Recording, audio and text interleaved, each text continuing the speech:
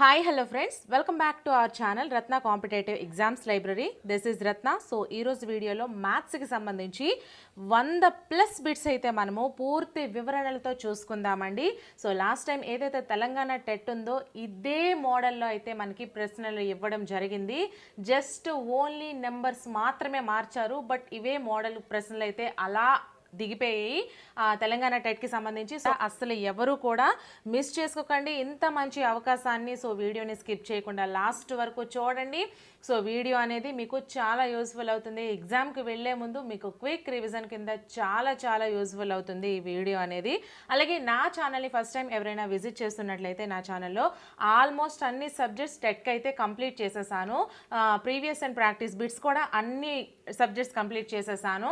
And marathon revision అండి, ఒక్క science చదివితే 25+ మార్క్స్ ఆ సబ్జెక్ట్కి సంబంధించి, సోషల్ చదివితే ఈ విధంగా అయితే మారథాన్ రివిజన్ అన్ని సబ్జెక్ట్స్ అండి, ఒక్క సబ్జెక్ట్ కదా అన్నీ కూడా చేసేసాను. అదేవిధంగా మిగతా ఏవైతే మీకు ప్రీవియస్ బిట్స్ ఉన్నాయో అవి కూడా వివరణలతో సహా చెప్తున్నాను. సో ఛానల్ మాత్రం మీకు చాలా యూస్ఫుల్ అవుతుంది. ఎటువంటి యాప్స్ యూజ్ చేయట్లేదు, మీకు అన్నీ కూడా ఫ్రీగా ఇస్తున్నాను. ఛానల్ని తప్పకుండా సబ్స్క్రైబ్ చేసుకోండి ఫ్రెండ్స్. అలాగే ఎంత కష్టపడి ఈ వీడియో ప్రిపేర్ చేసింది మీకోసమే కదా, సో ఒక చిన్న లైక్ చేసేయండి. సో మనమైతే లేట్ చేయకుండా ఫస్ట్ క్వశ్చన్ని చూసేద్దాం. సో ఫస్ట్ క్వశ్చన్, √3 = 1.732 అయిన √75 యొక్క విలువ ఎంత?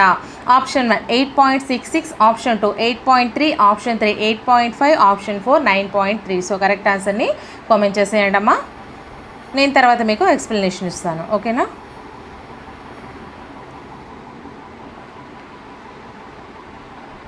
సో మనము ఒకసారి ఆన్సర్ చూసుకుందాము ఎలా చేస్తామనేది.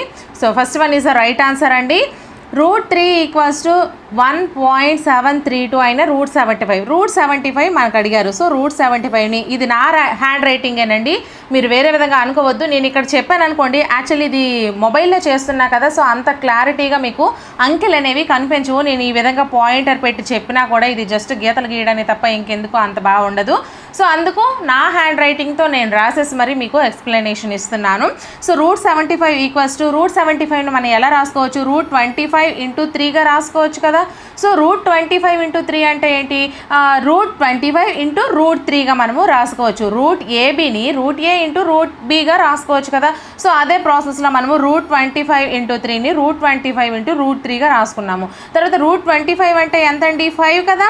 5 స్క్వేర్ రూట్ అంటే ఈ 2కి ఈ రూట్కి పోతుంది. సో ఆన్సర్ 5 వస్తుంది. సో 5 × √3 అంటే ఎంత ఇచ్చారు? 1.732 ఇచ్చారు. సో ఇక్కడ వేసుకుంటాం. సో టోటల్గా మనము దాన్ని గుణిస్తే 8.660 వస్తుంది. సో ఆన్సర్ = 8.660, ఓకేనా?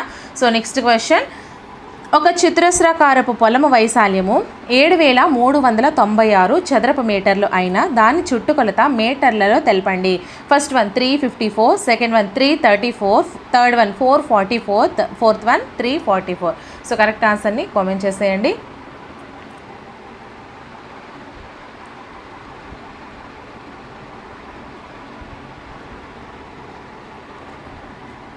సో ఒకసారి చూసుకుందాము ఎలా చేస్తామన్నది.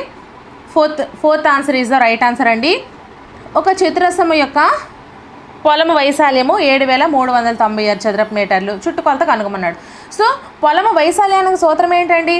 S² ఎంత ఇచ్చాడు? 7396. ఓకే, వేసుకున్నాము. తర్వాత ఎస్ అంటే ఏంటి? ఈ 2 అనేది ఇటువైపుకి వస్తే ఏమవుద్ది? రూట్ అవుతుంది కదా. సో √7396. సో √7396 వాల్యూ ఎంత? 86 అండి. సో ఓకేనా, ఇక్కడికి ఇది క్లియర్ అయింది. సో S = మనకి ఎంత వచ్చింది? 86 వచ్చింది. ఓకే, చుట్టుకొలతకు సూత్రం ఏంటి? 4 × భుజము కదా, ఒక భుజము 86 వచ్చింది. సో 4 × భుజము చుట్టుకొలత అవుతుంది. 4 × 86 = 344. ఓకేనా, మనకి ఆన్సర్ అనేది 344 వస్తుందండి. So next question 93 question. అంటే మీకు ఇలా 91 నుంచి ఎందుకు వేసానంటే టెట్లో మీకు 90 నుంచే కదా, 91 నుంచే కదా మ్యాథ్స్ క్వశ్చన్స్ స్టార్ట్ అవుతాయి. సో ఈ విధంగా అయితే మీకు కొంచెం అవగాహన వస్తుందని వేసాను.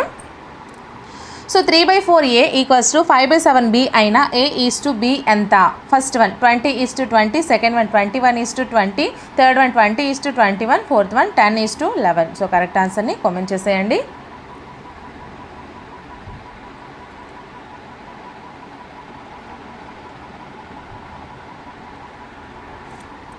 సో ఒకసారి ఆన్సర్ ఎలా వస్తుందో చూసుకుందామా. Third one is the right answer అండి. 3/4a = 5/7b అయినా a/b అడిగాడు. So 3/4a = 5/7b. తర్వాత ఇక్కడ మనకి 3a/4 = 5b/7గా రాసుకోవచ్చు కదా. ఈ 3a/4 = 5b/7. ఓకే, a/b, ఈ b అనేది ఇక్కడికి మనం తెచ్చిస్తే బై కిందకి వస్తుంది కదా. సో a/b = ఈ 3 అనేది ఇక్కడ క్రిందకి వస్తుంది, 4 అనేది మీదకి వెళ్తుంది. సో 5/7 × 4/3. ఓకేనా. Next a/b = 20/21. 5 4 = 20, 7 3 = 21. నెక్స్ట్ a/b = ఎంత అవుతుందండి? 20:21. a/b బై ఉంది అంటే మనం ఈస్టుబీలో చూసుకుంటే 20:21. ఓకేనా. So next question, 94th question. 7 గంటలలో 0.896 సెంటీమీటర్ వర్షపాతము నమోదైంది అయినా 1 గంటలో పడిన సగటు వర్షపాతం సెంటీమీటర్లలో తెలపండి. First one 0.128, second one 1.28, third one 12.8, fourth one 128. So correct ఆన్సర్ని కామెంట్ చేసేయండి అమ్మా. అలాగే వీడియోని ఇంకా ఎవరైనా లైక్ చేయకపోతే ఒక లైక్ చేసేయండి.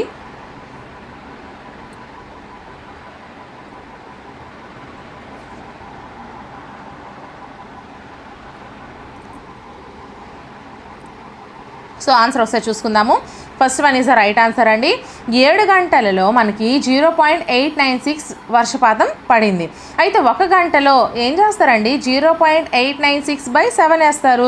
So answer 0.128. 7తో దీన్ని డివైడ్ చేస్తే 0.128. సో 1 గంటలో మనకి వచ్చినటువంటి సగటు వర్షపాతం 0.128 సెంటీమీటర్స్. ఓకేనా. So next question, 3 × x - 3 = 5 × 2x + 1 అయిన x యొక్క విలువ. First one -4, second one -3, third one -2, fourth one -1.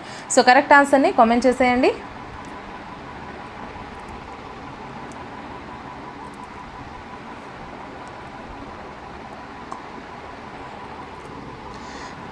Third one is the right answer అండి. సో అలానే ఒకసారి చూసేద్దాము. 3 × x - 3 = 5 × 2x + 1 అయిన x వాల్యూ కనుక్కోమన్నారు. So 3 × x - 3 = 5 × 2x + 1. ఇక్కడ 3 × x 3x, 3 × 3 9. సో మధ్యలో మైనస్ ఉంది కాబట్టి -9 వేసుకున్నాం. అలాగే 5 × 2x 10x + 5 × 1 5. ఓకేనా. నెక్స్ట్ ఈ 10x అనేది యువతలకు వస్తే ఏమవుతుంది? మైనస్ అవుతుంది కదా. సో -10x + 3x = ఈ -9 యువతలకు వస్తే +9 అవుతుంది. So -10x + 3x = +9 + 5. ఓకేనా. Next -7x = +14. x ఈ మైనస్ అనేది యువతలకు వస్తే -14 అవుతుంది. So x = -14/7 = -2. ఓకేనా. సో ఆన్సర్ వచ్చేసరికి మనకి -2.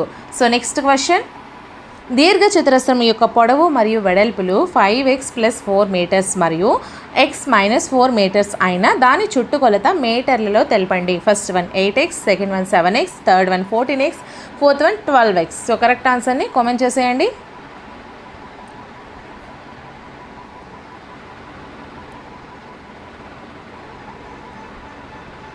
Fourth one is the right answer అండి. సో అలానే ఒకసారి చూసుకుందాము.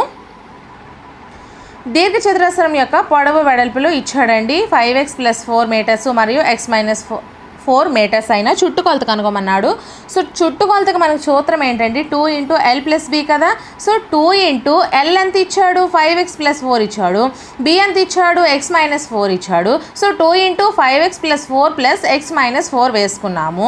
తర్వాత 2 × 5x 10x, 2 × 4 8, అలాగే 2 × x 2x, -2 × 4 -8. ఓకేనా. సో నెక్స్ట్ ఈ 10x 2x 12x అవుతుంది. 8కి 8 + 8కి -8 క్యాన్సిల్ అయిపోతుంది. సో 12x మీటర్స్ అని వచ్చేసి మనకి ఆన్సర్ అనేది వస్తుంది. ఓకేనా.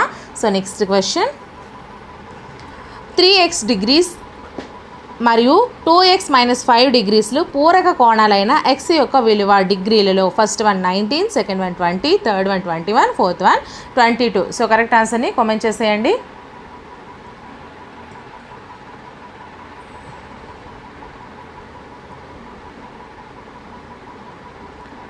First one is the right answer అండి. సో ఆన్సర్ ఎలా చూసుకుందాం ఒకసారి. పూరక కోణాలు అంటే ఏంటండి, రెండు కోణాల మొత్తము కూడా 90 డిగ్రీస్ అయితే దాన్ని మనము పూరక కోణాలు అంటాం కదా. సో ఈ రెండింటిని కలిపేయండి, ఆ 90 డిగ్రీస్కి అప్లై చేస్తే మనకి ఎక్స్ వాల్యూ వచ్చేస్తుంది. So 3x degrees plus 2x minus 5 degrees equals to 90 degrees. 5x అంటే 3x plus 2x 5x minus 5 equals to 90. 5x equals to 95. ఈ -5 వతలకు వస్తే +5 అవుతుంది.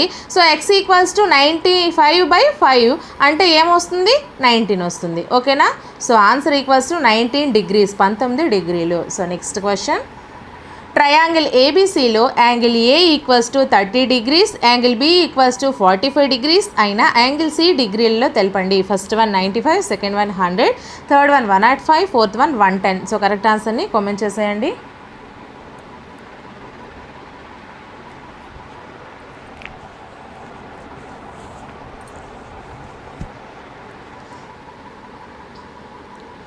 So third one is the right answer అండి.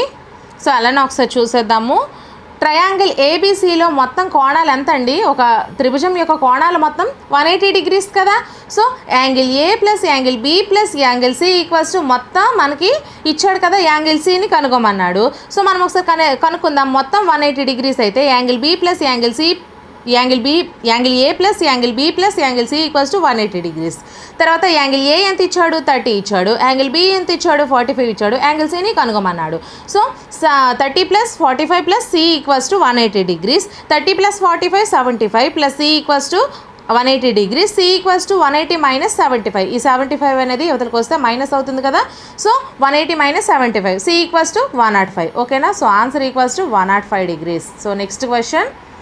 AB రేఖాఖండం యొక్క పొడవు 38 మీటర్లు. దీనిపై గల ఎక్స్ అనే బిందువు రేఖాఖండాన్ని 9:10 నిష్పత్తిలో విభజిస్తుంది. అయినా ఏఎక్స్ రేఖాఖండం యొక్క పొడవును మీటర్లలో తెలపండి. First one 15, second one 16, third one 18, fourth one 19. So correct ఆన్సర్ని కామెంట్ చేసేయండి.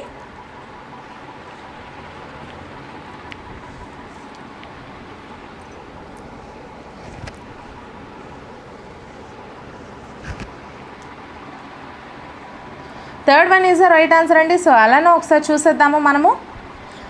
ఏబీ రేఖాఖండం యొక్క పొడవు 38 మీటర్స్ ఇచ్చాడు. అంటే ఈ మొత్తం ఇది ఒక ఏబీ రేఖాఖండం అండి. సో చూసుకోండి, ఈ రేఖాఖండం పొడవు 38 మీటర్లు ఇచ్చాడండి. అలాగే ఎక్స్ అనే బిందువు 9:, ఎక్స్ అనేది ఇక్కడ కదా. సో ఈ ఎక్స్ అనే బిందువు 9:10 నిష్పత్తిలో విభజిస్తున్నాడు. ఏఎక్స్ ఈక్వల్స్ టు 9 అవుతుంది, ఎక్స్బి ఈక్వల్స్ టు 10 అవుతుంది. ఓకేనా. సో ఏఎక్స్ పొడవు ఎంత, దీని పొడవు ఎంత అనేది కనుగోమన్నాడు. సో మనకి ఏమేమి ఇచ్చాడు, 10x plus 9x equals to 38. ఓకేనా. సో మనకి ఎక్స్ వాల్యూ కనుక్కుంటే మనకి ఈ యొక్క ఏఎక్స్ పొడవు ఎంత అనేది తెలిసిపోతుంది. So 10x plus 9x equals to 38, 19x equals to 38, x equals to 2. ఓకేనా.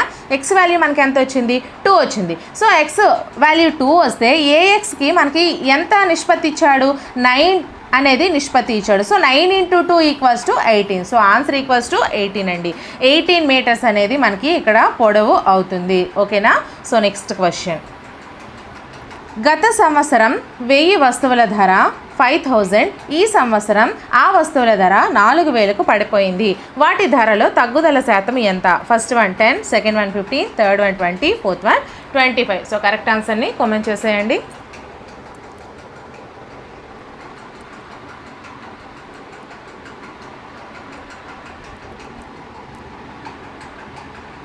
Third one is the right answer అండి. సో అలానే ఒకసారి చూసేద్దాము. గత సంవత్సరం 1000 వస్తువులు మనకి క్వశ్చన్ ఏం అడిగారు, గత సంవత్సరం 1000 రూపాయలకి 1000 వస్తువుల ధర 5000 అండి. ఈ సంవత్సరం ఆ వస్తువుల ధర 4000కు పడిపోయింది. అంటే 1000 తగ్గిపోయింది, అంటే 4000కు పడిపోయింది. 5000 ఉన్నది, 4000 ఈ సంవత్సరం అయిపోయింది. సో తగ్గుదల శాతం, తగ్గుదల ఎంత అండి, 1000 రూపాయలు తరిగిపోయింది. ఓకేనా. క్రింది సంవత్సరానికి ఈ సంవత్సరానికి 1000 రూపాయలు తగ్గిపోయింది. సో తగ్గుదల శాతానికి సూత్రం ఏంటండి, తరిగిన అమౌంట్ ఎంతైతే తరిగిందో ఈ 1000 రూపాయలు బై మొత్తము ఎంతైతే ఉందో అది, అంటే 5000 × 100 అండి. సో 3 zeros క్యాన్సిల్ అయిపోతే 5 20 × 100 కదా. సో 20% ఆన్సర్ వస్తుంది. ఓకేనా. So next question. 49, 48, 15, 20, 28, 17, 15, 1 10ల మధ్యగతము. First one 20, second one 28, third one 17, fourth one 24. So correct ఆన్సర్ని కామెంట్ చేసేయండి.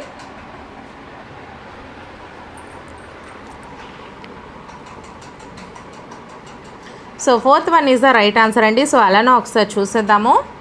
సో మనకి ఈ అంకెలకి వాడు మధ్యగతాన్ని కనుగొమన్నాడు. మధ్యగతం అంటే ఎలా వేయాలండి? చిన్న అంకె నుంచి పెద్ద అంకెకు ఆరోహణ క్రమంలో మనం ఫస్ట్ అంకెల్ని వేసుకుని వెళ్ళిపోవాలి. సో చిన్న అంకె నుంచి పెద్ద అంకెలకి ఈ విధంగా ఆరోహణ క్రమంలో వేసుకుని వెళ్ళిపోండి. 2 సార్లు ఏ అంకెని రిపీట్ ఇచ్చినా సరే 2 సార్లు అక్కడ వేసేయండి. 15, 15, 17, 20, 28, 48, 49, 110. సో ఇక్కడ మధ్యగతము అంటే మధ్యలో ఉండే సంఖ్యను తీసుకోవాలి. సో మొత్తం ఎన్ని ఉన్నాయి? 1, 2, 3, 4, 5, 6, 7, 8. 8 ఉన్నాయంటే మధ్యలో అంకె వేరేగా 1 రాదు కదా. సో 2 వస్తాయి. యువతల ఈ 3 వదిలేయండి, యువతల ఈ 3 వదిలేయండి. సో మధ్యలో ఉన్న 2 పట్టుకొని వాటిని సగటు వాల్యూ తీసుకున్నట్లయితే మనకి మధ్యగతం అనేది వస్తుంది. సో మధ్యగతము equals to 20 + 28/2 equals to 48/2 equals to 24. So answer equals to 24 అవుతుంది. ఓకేనా. సో నెక్స్ట్ క్వశ్చన్, బీజీయ సమాసాల పరిమాణాలను జతపరచమన్నాడండి. సో మనం లెఫ్ట్ సైడ్ చూసుకుంటే A 2x³ y² + 10y, B 8xy³ + 5xy, C 9x - 2y². అయితే మనం రైట్ సైడ్ చూసుకుంటే ఏ 2, బి 5, సి 4 ఇచ్చారు. సో ఆప్షన్స్ మనం చూసుకుంటే first one A B CC, second one AB BA CC, third one AC BA CB, fourth one AB BC CA. So correct ఆన్సర్ని comment చేసేయండి.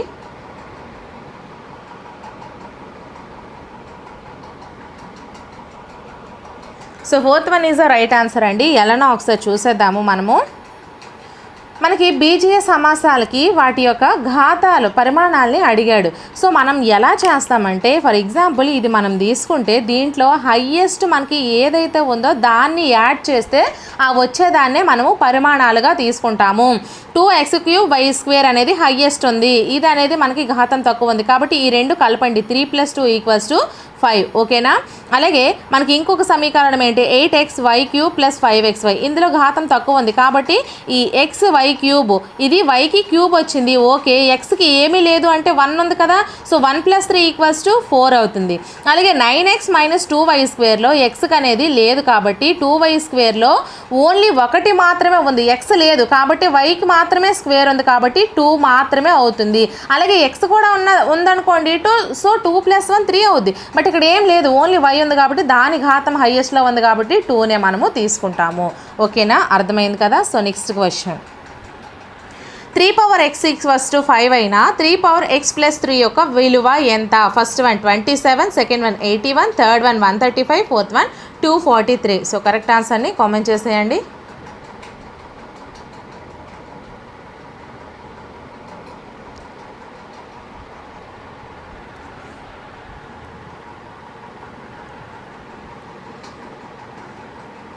Third one is the right answer అండి. So ఒకసారి చూసేద్దాము. 3x = 5 అయినా 3x + 3 యొక్క value 3x + 3 = మనం ఎలా రాసుకోవచ్చు? m + n అయితే a/m × a/n రాసుకోవచ్చు కదా. సో 3x + 3 = 3x × 3/3గా మనం రాసుకుంటాం. సో 3x వాల్యూ ఎంత ఇచ్చాడండి? 5 ఇచ్చాడు. సో ఇక్కడ వేసుకుంటాం ఈ 5ని. అలాగే 3³ ఎలా రాసుకోవచ్చు? 27గా రాసుకోవచ్చు. So 5 × 27 135. So answer equals to 135. ఓకేనా. సో నెక్స్ట్ క్వశ్చన్, ఒక చతుర్భుజంలోని కోణాలు x degrees, x + 10 degrees, x + 20 degrees, x + 30 degrees అయిన x విలువ డిగ్రీలలో first one 75, second one 85, third one 65, fourth one 90. So correct ఆన్సర్ని కామెంట్ చేసేయండి.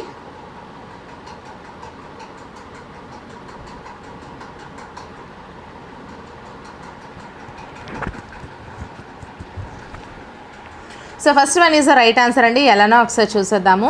ఒక చతురస్రంలోని కోణాలు 4 వరుసగా ఈ విధంగా ఇచ్చాడు. ఆయన x కనుక్కోమన్నాడు. సో చతురస్రంలోని కోణాలు మొత్తం ఎంత అండి? 360 డిగ్రీస్ కదా. సో ఇవన్నీ కలిపేయండి. x degrees + x + 10 degrees + x + 20 degrees + x + 30 = 360 degrees. So 4x + 60 = 360 degrees. 4x అంటే x ఈ 4x + 10 + 30 ప్లస్ 20 మొత్తం 60 ఓకేనా. 4x plus 60 equals to 360. 4x equals to 300 అంటే 360 మైనస్ 60 వస్తుంది కదా, ఈ ప్లస్ యువతలకు వస్తే. So 4x equals to 300, x equals to 300/4 equals to 75 degrees. So answer equals to మనకి 75 డిగ్రీస్ అనేది రావడం జరుగుతుంది. సో నెక్స్ట్ క్వశ్చన్, దీర్ఘఘనము యొక్క అంచుల సంఖ్య ఎంత? First one 8, second one 12, third one 16, fourth one 10. So correct ఆన్సర్ని కామెంట్ చేసేయండి.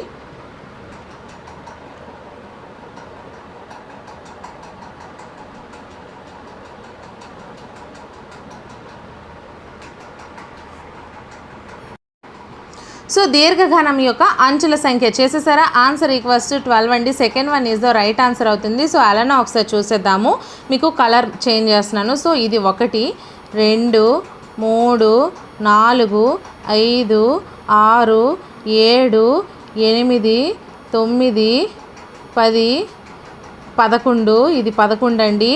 అలాగే ఇది 12 ఓకేనా. సో దీర్ఘఘనం యొక్క అంచుల సంఖ్య మొత్తం 12 ఓకేనా. సో నెక్స్ట్ క్వశ్చన్, ఒక దత్తాంశంలో 9 రాసుల సగటు 45 అని లెక్కించబడింది. అట్లు చేయుటలో ఒక రాశి 24ను 42గా పొరపాటుగా లెక్కించినచో 9 రాసుల అసలు సగటు ఎంత? First one 43, second one 34, third one 53, fourth one 44. So correct ఆన్సర్ని కామెంట్ చేసేయండి.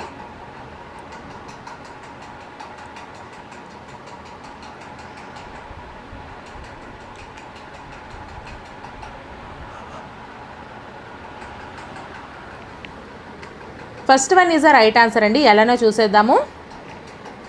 మొత్తము 9 రాసుల సగటు 45. ఒక రాశి 24ను 42గా అయినా 9 రాసుల సగటు ఎంత అని అడిగారండి. సో అలానే ఒకసారి చూసేద్దాం. 9 రాసుల సగటు ఎంత ఇచ్చారు? 95 ఇచ్చారు. సో 9 రాసుల మొత్తానికి ఏంటి? 45 ఇచ్చాడు. So 45 × 9 equals to 405. 9 రాసుల మొత్తం ఎంత? 405. 9 రాసుల సగటు ఎంత? 45. అయినా సరైన రాసుల మొత్తం ఎంత? ఇప్పుడు ఈ 9 రాసుల మొత్తం 405, సరైన రాసుల మొత్తం అయితే మనకి ఎంత రావాలి? సో 405 + 24 - 42. ఈ 24కి బదులుగా 42 అంటే ఎంత? 18 ఎక్కువ రాయబడింది కాబట్టి సో మనకి 405 - 18గా రాసుకుంటామండి. సో ఆన్సర్ ఎంత మనకి? 387. అయితే 9 రాసుల సగటు అడిగాడు కాబట్టి ఈ 387/9 ఈక్వల్స్ టు 43 ఓకేనా. సరే, ఇప్పుడు 9 రాసుల సగటు 45 అనేది మనకి ఈ 24ను 42గా రాయడం వలన వచ్చింది. బట్ అసలు సగటు ఎంత? 43 is the right answer. So next question, BEST అను సమాంతర చతుర్భుజంలో angle B equals to 100 degrees అయిన యాంగిల్ E దీనికి సమానము. First one 90 degrees, second one 180 degrees, third one 80 degrees, fourth one 60 degrees. So correct ఆన్సర్ని కామెంట్ చేసేయండి. అలాగే వీడియోని ఎవరైనా లైక్ చేయకపోతే ఒక లైక్ చేసేయండి friends.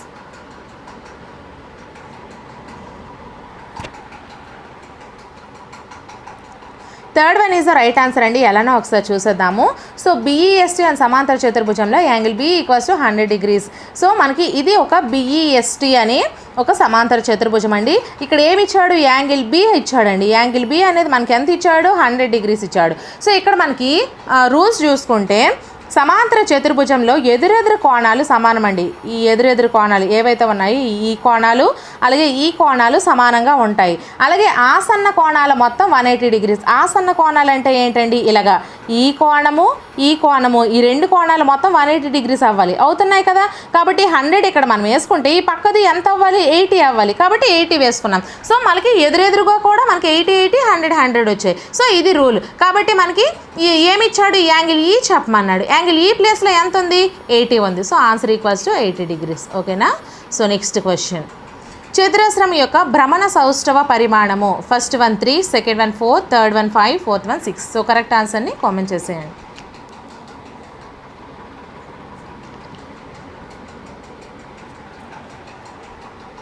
Second one is the right answer అండి. సో అలానే ఒకసారి చూసేద్దాము. చతురస్రం యొక్క భ్రమణ సౌష్ఠవ పరిమాణం అంటే ఏంటి? ఇది ఒక చతురస్రం అండి. ఈ చతురస్రం అనేది ఇక్కడ నుంచి స్టార్ట్ అయింది అనుకోండి. 1, 2, 3, 4 టైమ్స్ తిరిగి మళ్ళీ యథాస్థానానికి వస్తుంది. కాబట్టి మనకి ఎన్నిసార్లు? 4 సార్లు భ్రమణం చేసిన తర్వాతే యథాస్థానంలోకి వస్తుంది. కాబట్టి దీని యొక్క భ్రమణ సౌష్ఠవ పరిమాణం 4 అవుతుంది ఓకేనా. సో నెక్స్ట్ క్వశ్చన్, ఒక త్రిభుజంలో ఎత్తు దాని భూమికి 2 రెట్లు ఉంది. త్రిభుజ వైశాల్యము 400 చదరపు సెంటీమీటర్లు అయినా ఆ త్రిభుజం యొక్క భూమి సెంటీమీటర్లలో first one 15, second one 25, third one 20, fourth one 30. So correct ఆన్సర్ని కామెంట్ చేసేయండి అమ్మా.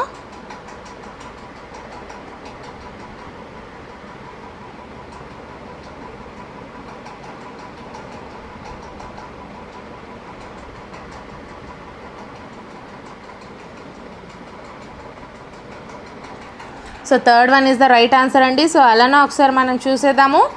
త్రిభుజ వైశాల్యం ఎత్తు భూమికి 2 రెట్లు అండి. సో త్రిభుజ వైశాల్యం ఎంత ఇచ్చాడు? 400 చదరపు సెంటీమీటర్లు ఇచ్చాడు. భూమి ఎంతో కనుగొమన్నాడు. సో త్రిభుజ వైశాల్యానికి సూత్రం ఎంత? హాఫ్ BH కదా.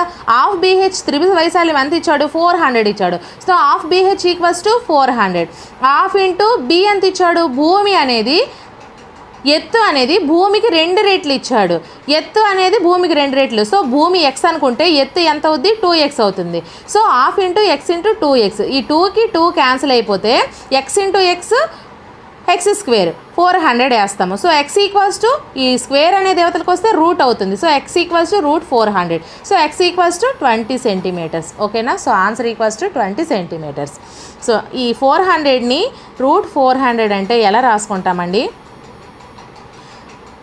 20 స్క్వేర్ రూట్ వస్తుంది కదా. సో 420 స్క్వేర్గా రాసుకుంటాము. సో రూట్కి స్క్వేర్కి క్యాన్సిల్ అయిపోతే మనకి 20 అనేది ఆన్సర్ వస్తుంది. ఓకేనా. So next question. Triangle A B C parallel triangle PQR equals triangle A B C parallel triangle PQR అంటే రెండు కూడా త్రిభుజాలు సమానంగా ఉన్నాయి. A B equals to 2x + 5 centimetres మరియు PQ ఈక్వల్స్ టు 25 సెంటీమీటర్స్ అయినా x యొక్క విలువ సెంటీమీటర్లో అడిగాడండి. So first one 10, second one 20, third one 30, fourth one 40. So correct ఆన్సర్ని కామెంట్ చేసేయండి.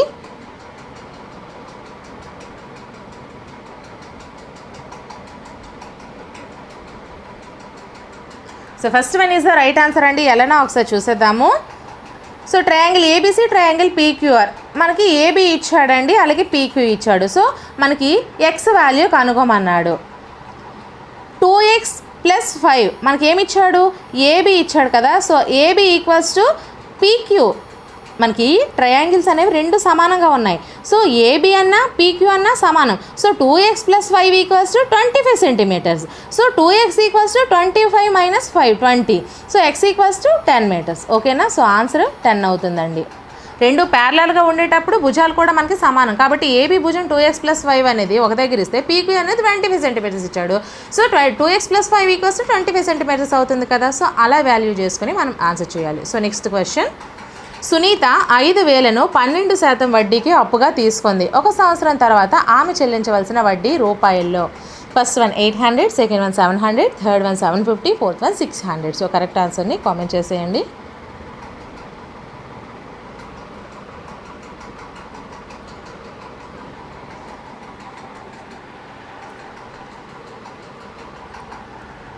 So fourth one is the right answer అండి, 600. సో అలానే ఒకసారి చూసుకుందాము. బారు వడ్డీకి సూత్రం ఏంటండి? అసలు ఇంటూ వడ్డీ ఇంటూ కాలము బై 100. ఓకేనా. సో అసలు 5,000, వడ్డీ 12%, సంవత్సరం 1 సంవత్సరం బై 100 ఈక్వల్స్ టు 2 జీరోస్కి 2 జీరోస్ క్యాన్సిల్ చేసుకుంటే so 50 × 12 × 1 equals to 600. So answer equals to 600. ఓకేనా. So next question. క్రింది వాటిలో పైథాగోరియన్ త్రికము ఏది? First one 2, 3, 5, second one 9, 10, 11, third one 3, 4, 5, fourth one 6, 8, 9. So correct ఆన్సర్ని కామెంట్ చేసేయండి.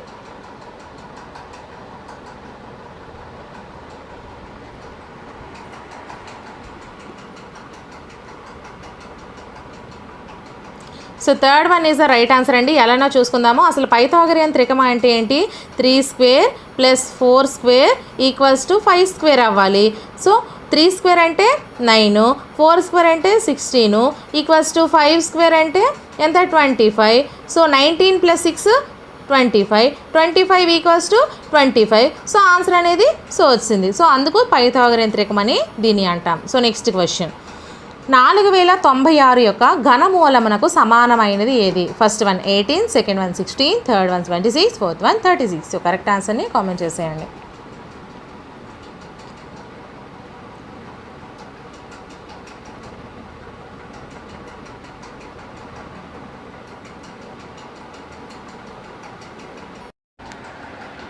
సో ఆన్సర్ కామెంట్ చేస్తారా? ఘనమూలము అంటే ఏంటి ఫ్రెండ్స్? క్యూబ్. సో 16 క్యూబ్ చేయండి, 16 క్యూబ్ చేస్తే మనకు ఆన్సర్ వచ్చేసరికి 4096 అనేది వస్తుంది. ఓకేనా? So next question, x minus 1/x equals to 0 అయినా x ప్లస్ 1/x యొక్క విలువ ఎంత? First one 1, second one 2, third one -3, fourth one 3. So correct ఆన్సర్ని కామెంట్ చేసేయండి.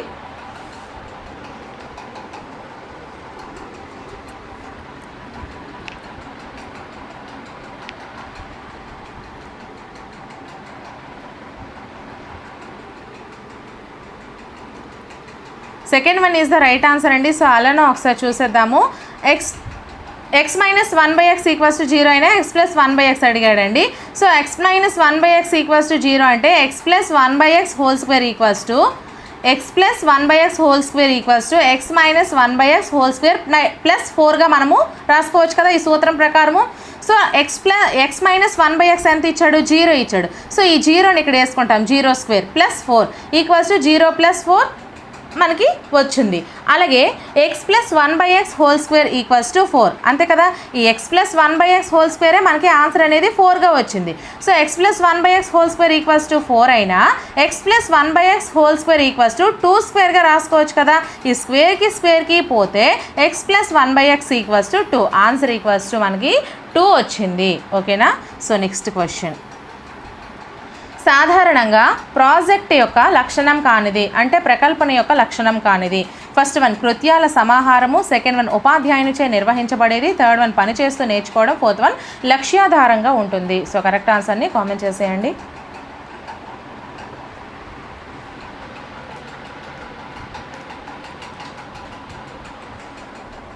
Second one is the right answer అండి. ఉపాధ్యాయునిచే నిర్వహింపబడేది లక్షణం కానిది అంటే లక్షణమైనవి కృత్యాల సమాహారము, పనిచేస్తూ నేర్చుకోవడము, లక్ష్యాధారంగా ఉండడం. సో నెక్స్ట్ క్వశ్చన్, మానసిక చలనాత్మక రంగంలోని అత్యున్నత లక్ష్యం. ఫస్ట్ వన్ అనుకరణం, సెకండ్ వన్ సునిశ్చితత్వం, థర్డ్ వన్ ఉచ్చారణ, ఫోర్త్ వన్ సహజీకరణం. సో కరెక్ట్ ఆన్సర్ని కామెంట్ చేసేయండి. అత్యున్నత లక్ష్యం అంటే ఏం చెప్పానండి? క్రింది నుంచి ఏదైతే ఫస్ట్ ఉంటుందో దాన్నే మనము అత్యున్నత లక్ష్యం అని అంటాము. సో సహజీకరణం అనేది లాస్ట్లో ఉంటుంది కాబట్టి ఇదే మనకి అత్యున్నత లక్ష్యం అవుతుంది. ఓకేనా? సో నెక్స్ట్ క్వశ్చన్, సో ఒక శీర్షికను అర్థవంతమైన భాగాలుగా విడగొట్టిన తర్వాత మొదటి భాగాన్ని ఒక తరగతిలో బోధించిన తర్వాత తదుపరి భాగాన్ని తరువాత తరగతిలో బోధించే విద్యా ప్రణాళిక వ్యవస్థాపన పద్ధతి ఏది? ఫస్ట్ వన్ శీర్షిక పద్ధతి, సెకండ్ వన్ ఏకకేంద్ర పద్ధతి, థర్డ్ వన్ విశ్లేషణ పద్ధతి, ఫోర్త్ వన్ సర్పిల పద్ధతి. సో కరెక్ట్ ఆన్సర్ని కామెంట్ చేసేయండి అమ్మా. ఆల్రెడీ ఇవన్నీ టాపిక్ వైజెస్ నేను కవర్ చేసేస్తానండి మెథడాలజీకి సంబంధించి. అలాగే టోటల్ బిట్స్ కూడా మీకు ఓన్లీ మ్యాథ్స్ మెథడాలజీకి సంబంధించి 100 బిట్స్ ఇచ్చాను. సో అందులో మొత్తం ఇవి కవర్ అయిపోతాయి. ఒకసారి ఆ వీడియో చూడకపోతే చూడండి. ఓకేనా? So second one is the right answer అండి. ఏకకేంద్ర పద్ధతి ఒక శీర్షికను అర్థవంతమైన భాగాలుగా విడగొట్టిన తర్వాత మొదటి భాగాన్ని ఒక తరగతిలో, రెండవ భాగాన్ని ఇంకో తరగతిలో ఈ విధంగా బోధించితే దాన్ని ఏకకేంద్ర పద్ధతి అంటాము. ఓకేనా? సో నెక్స్ట్ క్వశ్చన్, సమాధానాన్ని ఎంపిక చేయి రకానికి చెందిన ప్రశ్నలు ఏవి? ఫస్ట్ వన్ లఘు సమాధాన, సెకండ్ వన్ సంక్షిప్త సమాధాన, థర్డ్ వన్ బహుళైచ్ఛిక, ఫోర్త్ వన్ వ్యాసరూప. సో కరెక్ట్ ఆన్సర్ని కామెంట్ చేసేయండి. మనం ఇప్పుడు రాస్తున్నవన్నీ ఎంపిక చేయి రకానికే. ఏంటవి? బహుళైచ్ఛిక. So third one is the right answer, బహుళైచ్ఛిక ప్రశ్నలు. సో నెక్స్ట్ క్వశ్చన్, క్రింది వాటిలో గణిత పరికరాల పెట్టెలోని పరికరం కానిది? ఫస్ట్ వన్ సూచి, second one scale, third one విభాగిని, ఫోర్త్ వన్ కోణమానిని. సో కరెక్ట్ ఆన్సర్ని కామెంట్ చేసేయండి.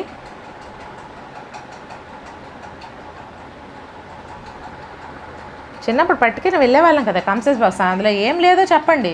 సూచి ఇది ఉండదు కదా. So first one is the right answer, లేనిది. నెక్స్ట్ క్వశ్చన్, కొన్ని జతల బేసు సంఖ్యలు తీసుకుని ప్రతి జతలోని బేసు సంఖ్యలను సంకలనం చేయటం ద్వారా ఏ జత బేసు సంఖ్యల మొత్తం అయినా సరి సంఖ్య అవుతుందని నిర్ధారణకు రావడం ఈ రకమైన హేతువాదము. ఫస్ట్ వన్ విశ్లేషణ, సెకండ్ వన్ సంశ్లేషణ, థర్డ్ వన్ ఆగమన, ఫోర్త్ వన్ నిగమన. సో కరెక్ట్ ఆన్సర్ని కామెంట్ చేసేయండి. సో ఫ్రెండ్స్ అన్నీ కూడా మెథడాలజీకి టోటల్లీ కంప్లీట్ చేసేసాను. ఒక్కో మెథడాలజీకి 200 బిట్స్ చొప్పున ఎగ్జామ్కి వెళ్ళే ముందు మీరు క్విక్ రివిజన్ చేసుకునే విధంగా, అలాగే ప్రతి సబ్జెక్ట్కి సంబంధించి క్విక్ రివిజన్ చేసుకునే విధంగా Telugu, English, maths, science, social ఇలా మీకు క్విక్ రివిజన్ కింద ఉపయోగపడేలా క్లాసెస్ చేస్తాను. మస్ట్ అండ్ షుడ్గా సైకాలజీ కూడా ఒకే వీడియోలో మొత్తం క్లాస్ అని చెప్పేసాను. ఆల్రెడీ సోషల్ కంప్లీట్ చేసేసాను.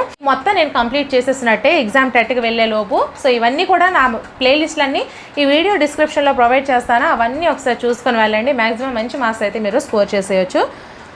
సో ఆన్సర్ వచ్చేసరికి third one is the right answer అండి, ఆగమన హేతువాదం. ఓకేనా. 1 బిలియన్కు సమానమైనది ఏది?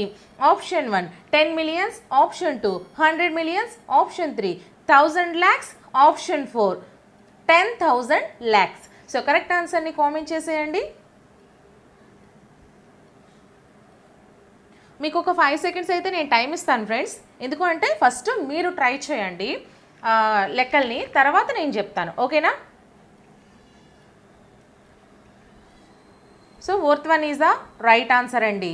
Fourth one is the right answer 10,000 lakhs. 1 బిలియన్కు సమానమైనది 10,000 lakhs. ఒకవేళ మీకు తెలియదు అనుకోండి, మీరు ఏం చేస్తారు, 1 బిలియన్ని ఎలా రాస్తారు? 1 0 0 0 0 0 0 0 0 ఇలా రాస్తాం కదా. యాక్చువల్లీ నాకు ఇది మొబైల్ ఫ్రెండ్స్, అందుకే ఇలా రాయడం అవ్వట్లేదు. అందుకే నేను మీకు మిగతా లెక్కలన్నీ కూడా రాసేసి చూపించాను. ఇది జస్ట్ స్మాల్దే కదా అని ఇలా రాశాను. సో దీన్ని మనము 1 బిలియన్ అంటాం. కావాలంటే లెక్క పెట్టండి. 1లు 10లు 100లు 1000 10,000 100,000 1 మిలియన్ 10 మిలియన్లు 100 మిలియన్లు 1 బిలియన్ అవుతుంది. సో ఇది మనకి 1 బిలియన్. సో మనం ఇప్పుడు లక్షల్లో కావాలి అంటే ఎలా చెప్తామండి? 1లు 10లు 100లు 1000 10,000 లక్ష 10 లక్షలు కోటి 10 కోట్లు 100 కోట్లు. ఓకేనా. సో ఇక్కడ మనకి 100 కోట్లు, ఇవి మనకి లక్ష అంటే 5 సున్నాలు కదా. సో ఇది 10,000 కదా. సో ఈ 10,000 lakhs అని అర్థం. ఓకేనా. మీరు ఎలా అయినా సరే చూసుకోవచ్చు, క్యాలిక్యులేట్ చేసుకోవచ్చు. సో నెక్స్ట్ క్వశ్చన్ అండి, సెకండ్ క్వశ్చన్. 3 4 మరియు 9ల యొక్క మొదటి 3 సామాన్య గుణిజాల మొత్తం ఎంత?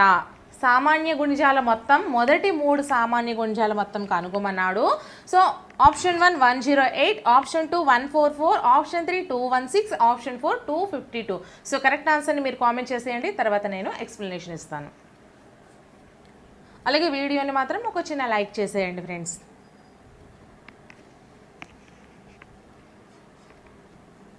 So third one is the right answer అండి. 216 మనకి ఎలా వస్తుంది అంటే 3 4 9లకు కసాగు అడిగాడండి. సో 3 4 9ల్ని ఫస్ట్ మనం కసాగు తీసుకోవాలి.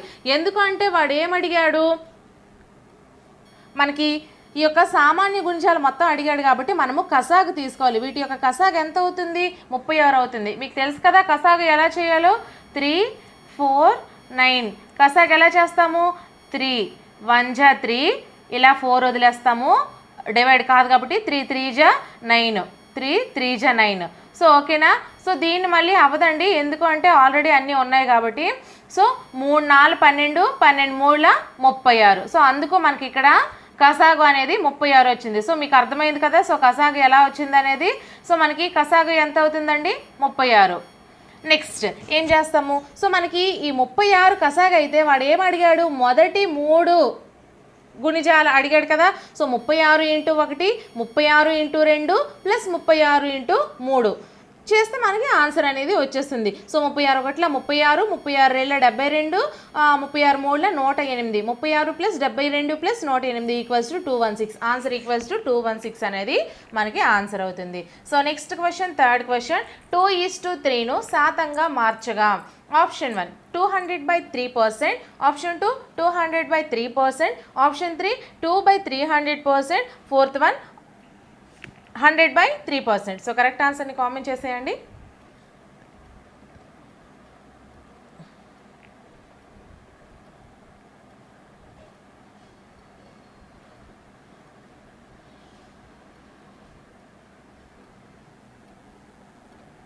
So first one is the right answer అండి.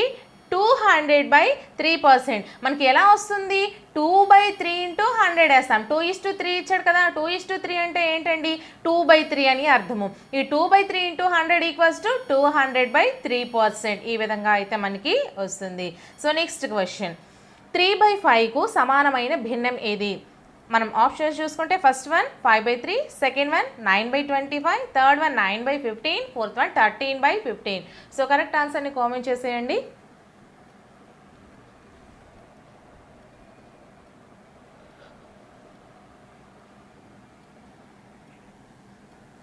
Third one is the right answer అండి. సో అలానే ఒకసారి చూసేద్దాము. 3 మూడుల 9, 5 మూడుల 15 ఈ రెండు కూడా ఒకే అంకెతో భాగించబడితే, ఒకే అంకెతో గుణించిన, ఒకే అంకె చేత భాగించిన దాన్ని మనకి సమానమైన భిన్నంగా తీసుకుంటాము. 3ని 3 చేత గుణించామనుకోండి 9, 5ని 3 చేత గుణించామనుకోండి 15. So third one is the right answer అవుతుంది. ఓకేనా. సో ఈ విధంగా అయితే మనము క్యాలిక్యులేట్ చేసుకుంటాము.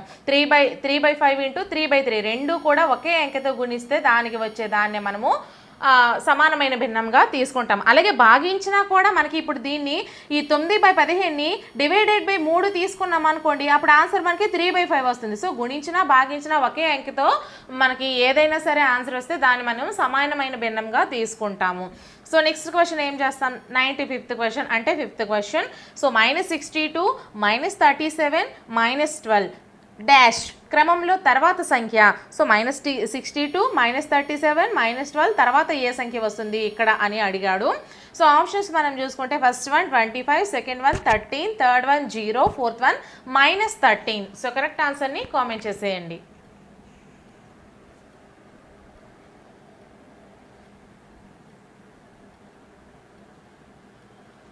Second one is the right answer అండి. సో అలానే ఒకసారి చూసేద్దాము. సో ఇక్కడ మనకి -62, -37, -12 ఇచ్చాడు కదా. సో -62కి -37కి మిడిల్లో ఎంత అండి గ్యాప్ ఉంది, +25. -62కి +25 యాడ్ చేస్తే మనకి -37 వచ్చింది. అదేవిధంగా -37కి మనము +25 యాడ్ చేస్తే -12 వచ్చింది. అదేంటి మేడం ఇక్కడ తగ్గిపోతుంది అంటే, ఇక్కడ మైనస్లు ఉండేటప్పుడు ప్లస్ చేస్తే ఆన్సర్ మైనస్సే వస్తుంది కదా ఫ్రెండ్స్. సో అందుకు ప్లస్ అంటే ఏంటి, దాని నుంచి మైనస్ ఉంది కాబట్టి తీసివేయడం అని అర్థము. ఓకేనా. నెక్స్ట్ ఈ -12కి +25 కలపండి. సో ఏమవుతుంది, -12 ఇక్కడికి పోతే ఇక్కడ 0 వస్తుంది. -12 + 13 25 అవుతుంది. ఓకేనా, మీకు అర్థమైంది కదా. సో ఆన్సర్ ఈక్వల్స్ టు 13 అవుతుందండి. సో మనకి answer third one is the, second one is the right answer 13 అని చెప్పాను కదా. సో ఆన్సర్ అనేది ఈ విధంగా వస్తుంది. సో నెక్స్ట్ క్వశ్చన్ మనం చూసుకుంటే 6th క్వశ్చన్, 20 టన్నుల ఇనుము ఖరీదు 6 లక్షలు అయిన 560 కిలోల ఇనుము ఖరీదు రూపాయల్లో తెలపండి. ఆప్షన్స్ మనం చూసుకుంటే ఫస్ట్ వన్ 1, 10, 100, 1000, 10,000, లక్ష, 10 లక్షలు, 16,80,000 అండి. ఆప్షన్ 2 చూసుకుంటే 1,68,000. ఆప్షన్ 3 చూసుకుంటే 16,800. ఆప్షన్ 4 చూసుకుంటే మనకి 33,600. సో కరెక్ట్ ఆన్సర్ని కామెంట్ చేసేయండి.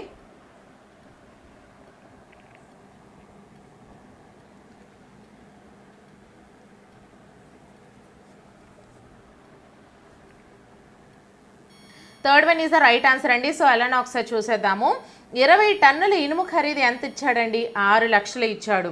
20 టన్నులు అంటే ఎంత, 20,000 కిలోలు అని అర్థం కదా. టన్ అంటే 1000 కిలోలు, మరి 20 టన్నులు 20,000 కిలోలు. సో 20,000 కిలోలు మనకి 6 లక్షలు అండి. ఓకేనా. 1 కిలోకి ఎంత పడుతుంది, సో 1 కిలోకి ఎంత పడుతుంది, 560 కిలోలకి ఎంత పడుతుంది. సో 1 కిలోకి ఎంత పడుతుందో మనం తెలుసుకోవడానికి 6 లక్షలు బై 20,000 వేస్తాం. ఓకేనా, 6 లక్షలు బై 20,000. అయితే 560 కిలోల ఇనుముకి ఎంత పడుతుందని తెలుసుకోవడానికి ఇంటూ 520. సో మనకి ఇక్కడ 4 జీరోస్, ఇక్కడ 4 జీరోస్ క్యాన్సిల్ అయితే ఇక్కడ 2తో ఇది 30 వస్తుందండి. 30 × 560 = 16,800 ఆన్సర్ అనేది అవుతుంది. ఓకేనా, ఈ విధంగా అనేది ఈ మోడల్లో లెక్కలు చేయాలి. సో నెక్స్ట్ క్వశ్చన్, ఒక లారీ 297 కిలోమీటర్లు ప్రయాణించడానికి 54 లీటర్ల డీజిల్ అవసరమైన 550 కిలోమీటర్ల దూరం ప్రయాణించడానికి అవసరమయ్యే డీజిల్ లీటర్లలో తెలపండి. ఆప్షన్స్ మనం చూసుకుంటే first one 100, second one 50, third one 25.16, fourth one 25. So correct ఆన్సర్ని కామెంట్ చేసేయండి.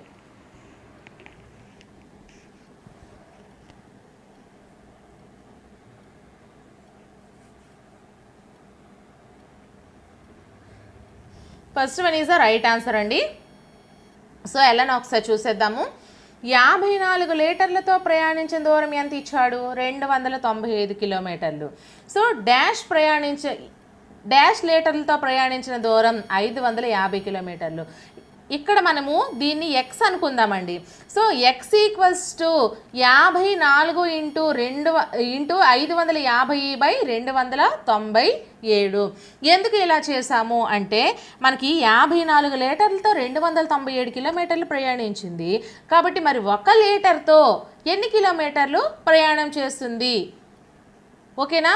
కాబట్టి మనము 54 ఇంటూ 297 వేసాము. అలాగే ఇంటూ 550 కిలోమీటర్లు. ఎంత ప్రయాణించిన దూరం మనకు కనుక్కోవాలి అంటే దాన్ని ఇంటూ చేస్తాము. ఇంతకుముందు మనం చేసినటువంటి లెక్కలాగే సేమ్ దీన్ని మనము డివైడ్ చేసేసినట్లయితే మనకి 100 లీటర్స్ అనేది వస్తుంది. మనకి answer equals to 100 litres. So next question మనం చూసుకుంటే 12,000కు సంవత్సరానికి 10% వడ్డీ రేటు చొప్పున 1 నెలకు అయ్యే వడ్డీ రూపాయల్లో తెలపండి అని అడిగాడు. సో ఆప్షన్స్ మనం చూసుకుంటే first one 12,100, second one 1,200, third one 600, fourth one 100. So correct ఆన్సర్ని కామెంట్ చేసేయండి.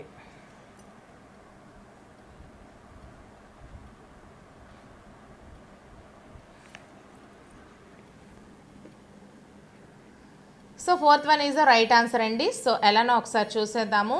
సో మనకి లెక్కకి సూత్రం ఏంటండి? I equals to PTR/100. మనకి P ఇచ్చాడు 12,000, R ఇచ్చాడు 10%, T ఇచ్చాడు 1 మంత్ అంటే ఎంత? 1/12 ఇయర్స్ అని అర్థం. 12 నెలలు కదా మనకి సంవత్సరానికి. కాబట్టి 1 నెల అంటే 1/12 ఇయర్స్ అని అర్థము. మంత్స్ని మనం ఇయర్స్లో కన్వర్ట్ చేసుకుంటే ఈ విధంగా అయితే వస్తుంది. నాన్ మ్యాథ్స్ వాళ్ళకి కూడా అర్థం అవ్వడం కోసం ఎంత క్లియర్గా చెప్తున్నానండి. బాగా మ్యాథ్స్ చేసే వాళ్ళకి ఇవి ఈజీ అయ్యి ఉండొచ్చు. సో మీరు అలా అయితే మీకు ఆన్సర్ వద్దు అనుకుంటే స్కిప్ చేసుకుంటూ వెళ్ళిపోవచ్చు, నో ప్రాబ్లం. సో మనకి దీని యొక్క సూత్రం ఏంటి? I ఈక్వల్స్ టు PTR/100 కదా. సో Pకి 12,000 వేస్తాము. నెక్స్ట్ Tకి 1/12 వేస్తాము. Rకి 10 వేస్తాము బై 100. ఇది మనకి సూత్రం ప్రకారం మీరు దీన్ని క్యాన్సిల్ చేసేయండి.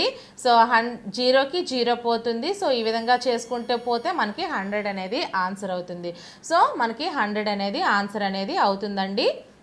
Fourth one is the right answer. So next question మనం చూసుకుంటే జ్యామితి పెట్టెలో త్రిభుజాకారంలో ఉండే పరికరం పేరు ఏది?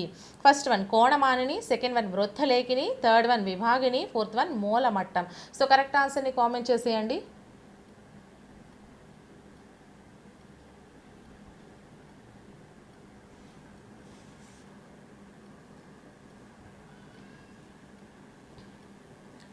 So fourth one is the right answer అండి.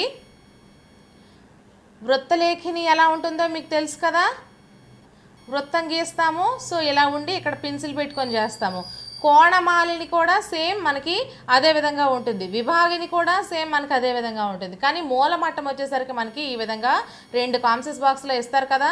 ఇలా చిన్నదొకటి, ఇలా పెద్దదొకటి. సో ఈ రెండు కూడా మనకి మూలమట్టాలు అంటాము. కాబట్టి fourth one is the right answer. ఇవి మనకి త్రిభుజాకారంలో ఉంటాయి. ఓకేనా? సో నెక్స్ట్ క్వశ్చన్ 100ది 2 సమాంతర రేఖల మధ్య కోణము. First one 0 degrees, second one 90 degrees, third one 180 degrees, fourth one 270 degrees. So correct ఆన్సర్ని కామెంట్ చేసేయండి.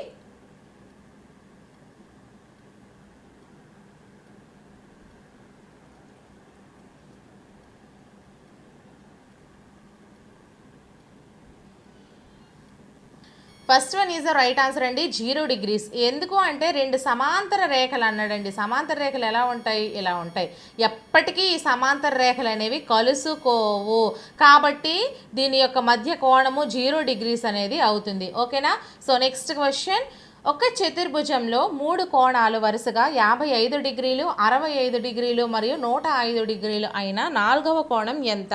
ఆప్షన్స్ మనం చూసుకుంటే first one 85 degrees, second one 105 degrees, third one 115 degrees, fourth one 135 degrees. So correct ఆన్సర్ని comment చేసేయండి.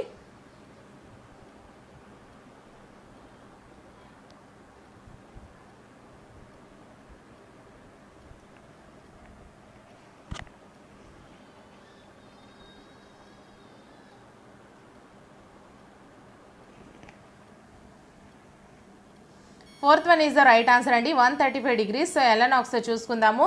4 కోణాల మొత్తం ఎంత అవుతుంది ఒక చతుర్భుజంలో? 360 డిగ్రీలు కదా 4 కోణాలు మొత్తము. సో మనకి ఇక్కడ 3 కోణాలు ఇచ్చాడు, ఒక కోణాన్ని తెలుసుకోమన్నాడు. సో 4వ కోణంకి బదులు ఎక్స్ డిగ్రీస్ వేసుకుంటాము. 55 డిగ్రీలు ప్లస్ 65 డిగ్రీలు ప్లస్ 105 డిగ్రీలు ప్లస్ ఎక్స్ డిగ్రీలు ఈక్వల్స్ టు 360 డిగ్రీలు. ఎక్స్ డిగ్రీలు ఈక్వల్స్ టు ఇవతల ఈ 3 కూడా ఇక్కడ మనకి రైట్ సైడ్కి వస్తే మైనస్ అవుతాయి. So 360 minus 225. So x degrees equals to 135 degrees. ఓకేనా? So next question. ఒక కోణం తన సంపూరక కోణంనకు 4 రెట్లు అయినా ఆ కోణం యొక్క కొలత ఎంత?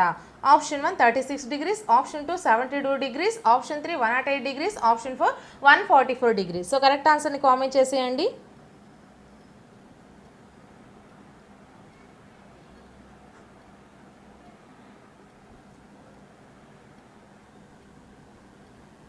Fourth one is the right answer అండి. సో అలానే ఒకసారి చూసేద్దాము.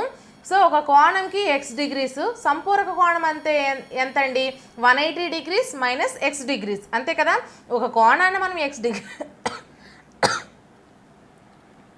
సారీ ఫ్రెండ్స్, ఒక కోణాన్ని ఎక్స్ డిగ్రీస్ అనుకున్నాం అనుకోండి. సో సంపూరక కోణం అంటే ఏంటి? 2 కోణాల మొత్తం కదా మనకి సంపూరక కోణము. So 180 degrees minus x degrees మనం వేసుకున్నట్లయితే మనకి మిగతా కోణం అనేది వస్తుంది. So x degrees equals to 4 into 180 degrees minus x degrees. So x degrees equals to 4 into 180 అలాగే 4 ఇంటూ ఎక్స్ వేసుకుంటాం. 720 degrees minus 4x degrees. So 5x degrees equals to 5x ఎలా వచ్చింది అంటే ఈ 4x అనేది ఇటువైపుకి వస్తే ఈ ఎక్స్ ప్లస్ ఈ మైనస్ 4x ఇక్కడ లెఫ్ట్ సైడ్కి వస్తే ప్లస్ 4x అవుతుంది కదా. So X plus 4x equals to 5x అలాగే 720 degrees. So 5x equals to 720 degrees, X equals to 720/5. So మనకి 144 డిగ్రీస్ అనేది ఆన్సర్ అనేది అవుతుంది. ఓకేనా? So next question. ఈ క్రింది త్రిమితీయ ఆకారాలలో శీర్షం లేనిది? ఆప్షన్ 1 శంఖువు, ఆప్షన్ 2 గోళం, ఆప్షన్ 3 పిరమిడ్, ఆప్షన్ 4 పట్టకం. సో కరెక్ట్ ఆన్సర్ని కామెంట్ చేసేయండి.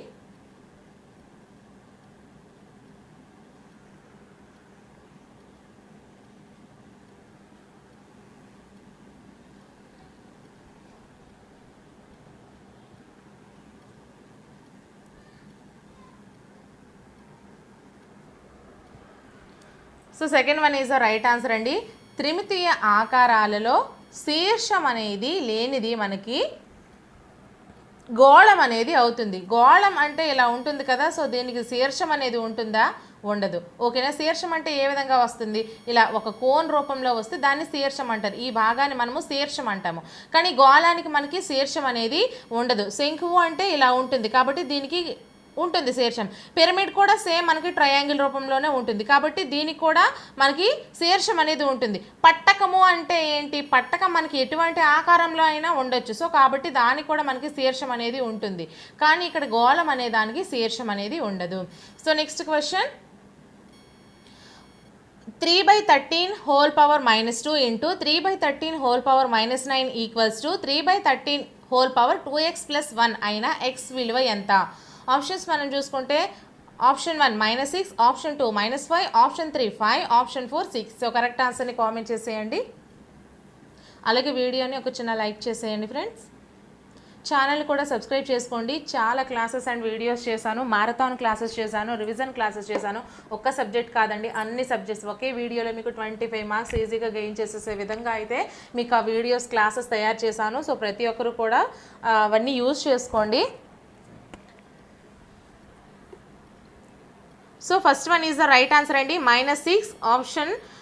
ఎలానో ఒకసారి చూసేద్దాము. సో మనకి 3/13 whole power -2 into 3/13 whole power -9 equals to 3/13 2x whole power 2x + 1 కదా. సో ఇక్కడ అన్నీ కూడా భూములు సమానంగా ఉన్నాయండి. భూములు సమానం కనుక మనము ఘాతాలని సమానం చేసేద్దాము. So -2 + or -9 equals to 2x + 1. ఈ ఒక్క ఘాతాలను మనం తీసుకొని ఇక్కడ వేసుకున్నాము. సో ఈ 2x + 1 ఈక్వల్స్ టు -2 -9 ఏమవుతుందండి? -11 అవుతుంది.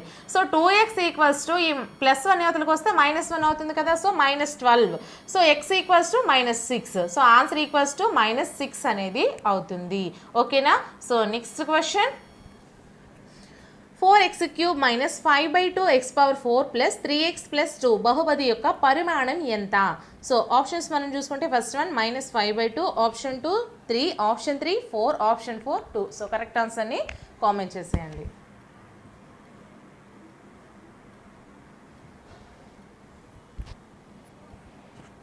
Third one is the right answer అండి.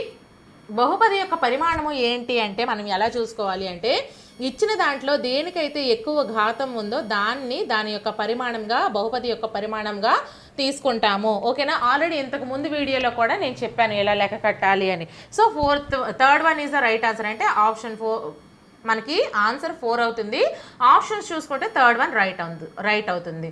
సో నెక్స్ట్ క్వశ్చన్, ఒక సంఖ్యను రెట్టింపు చేసి 10 తీసివేయగా 32కు సమానమైన ఆ సంఖ్య ఎంత? ఆప్షన్స్ మనం చూసుకుంటే first one 32, second one 21, third one 11, fourth one 10. So correct ఆన్సర్ని కామెంట్ చేసేయండి.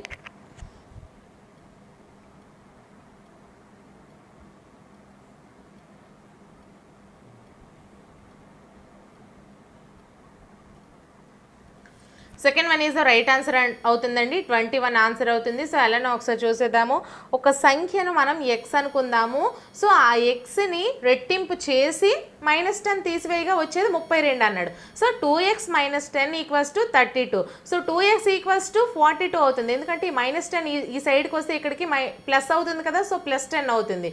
సో అందుకు మనకి 2x = 42, x = 21. 42/2 అనేది యువతలకు వస్తే ఈ 42ని డివైడ్ చేస్తుంది కదా. So x = 21. So next question, ఒక దీర్ఘచతురస్రం మరియు వృత్తాల యొక్క వైశాల్యాలు సమానం.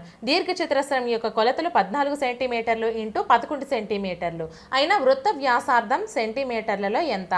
Option 1 21, option 2 14, option 3 10.5, option 4 7. So correct ఆన్సర్ని కామెంట్ చేసేయండి.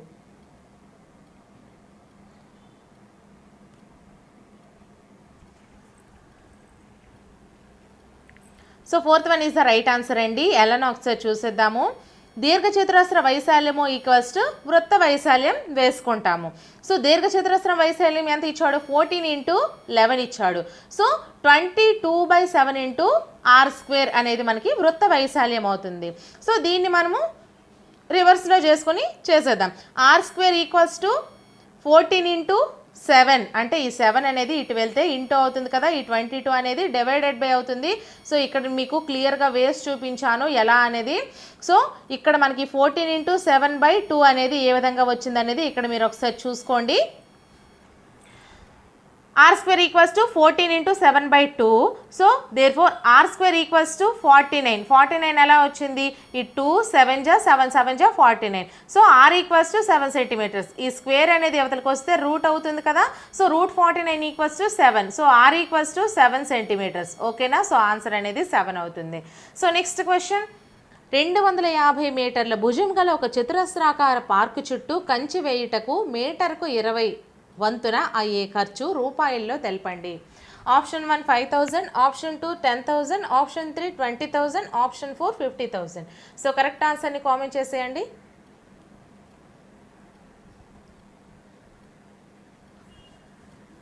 Third one is the right answer అండి. సో ఎలానో ఒకసారి చూసేద్దాము. మొత్తం ఖర్చు = చుట్టుకొలత × 20 కదా. సో చుట్టుకొలత మనం చూసేసి దాన్ని 20 చేత గుణించేస్తామండి. సో 4 × 250 ఎంత ఇచ్చాడు?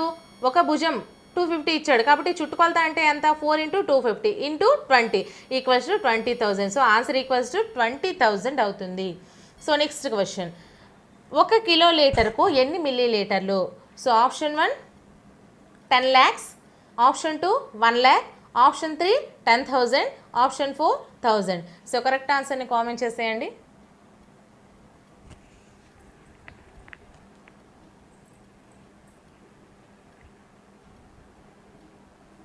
Option 1 is the right answer.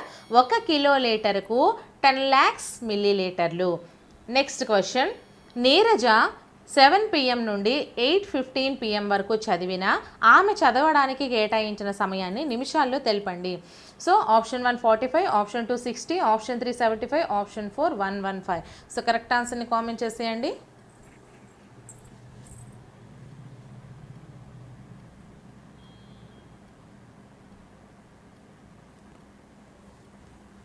Third one is the right answer అండి, 75 minutes అని.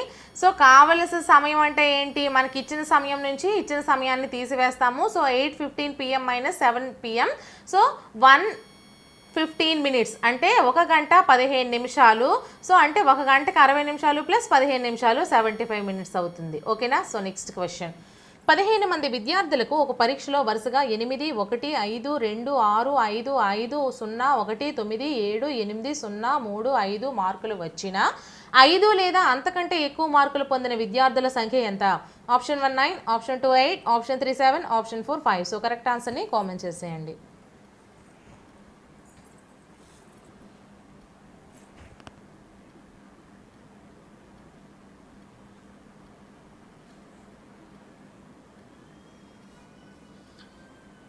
సో మనకి first one is the right answer. ఒకసారి చూసేద్దాము. ఇక్కడ లెక్క ఏమి ఇచ్చాడు, 15 మంది విద్యార్థులకు ఒక పరీక్షలో వరుసగా ఇన్ని మార్క్స్ వస్తాయి, 5 లేదా అంతకంటే ఎక్కువ మార్కులు పొందిన విద్యార్థుల సంఖ్య తెలపమన్నాడు. సో 5 లేదా అంతకంటే ఎక్కువ మార్కులు వచ్చినవి సున్నాలు చుట్టండి. 1 2 3 4 5 6 7 8 9. సో 9 మంది. ఓకేనా. సో నెక్స్ట్ క్వశ్చన్, 9ను ప్రాతినిధ్యపరిచే గణన చిహ్నం ఏది? ఆప్షన్ 1 ఈ విధంగా ఇచ్చాడు, ఆప్షన్ 2 ఈ విధంగా ఇచ్చాడు, ఆప్షన్ 3, ఆప్షన్ 4. సో కరెక్ట్ ఆన్సర్ని కామెంట్ చేసేయండి ఒకసారి చూసుకొని.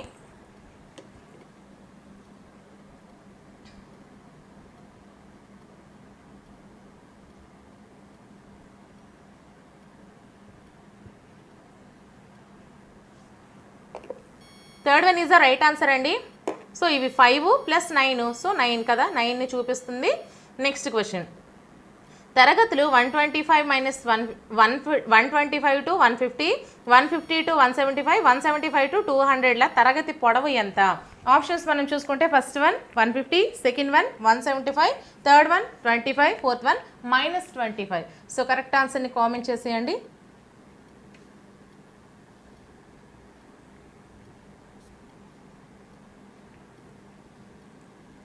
Third one is the right answer అండి. ఎలానో ఒకసారి చూసేద్దాము. 125 to 150 ఇలా వేస్తాం కదా. Next 150 to 175, 175 to 200. సో దీని నుంచి దీనికి 25, దీని నుంచి దీనికి 25, అలాగే దీని నుంచి దీనికి 25, దీని నుంచి దీనికి 25, మధ్యలో గ్యాప్ మనకి 25 ఇచ్చింది కదా, దాన్నే మనము తరగతి పొడవు అంటాము. So answer is the third one is the right answer, 25. So next question, Tushar ఒక కేకులో 5 భాగాలలో 3 భాగాలు తినిన మిగిలిన భాగం యొక్క భిన్న రూపం ఎంత? Option 1 3/5, option 2 2/5, option 3 5/3, option 4 5/2. So correct ఆన్సర్ని కామెంట్ చేసేయండి.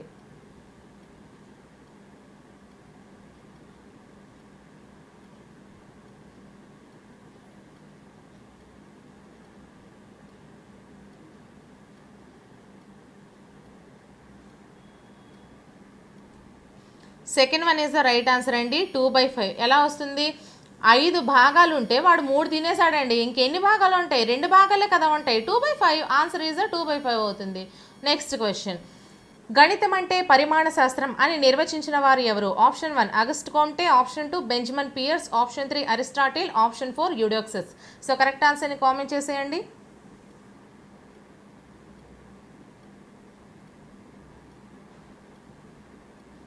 Third one is the right answer అండి, అరిస్టాటిల్. గణితం అంటే పరిమాణ శాస్త్రం అని నిర్వచించిన వారు అరిస్టాటిల్. సో నెక్స్ట్ క్వశ్చన్, యంగ్ వర్గీకరణలో సూచించబడిన విద్యా విలువ? ఆప్షన్ 1 ప్రయోజన విలువ, ఆప్షన్ 2 గణితం యొక్క ఇతర విలువలు, ఆప్షన్ 3 ఒక ఆలోచన సరళిగా గణితం, ఆప్షన్ 4 క్రమశిక్షణ విలువ. సో కరెక్ట్ ఆన్సర్ని కామెంట్ చేసేయండి.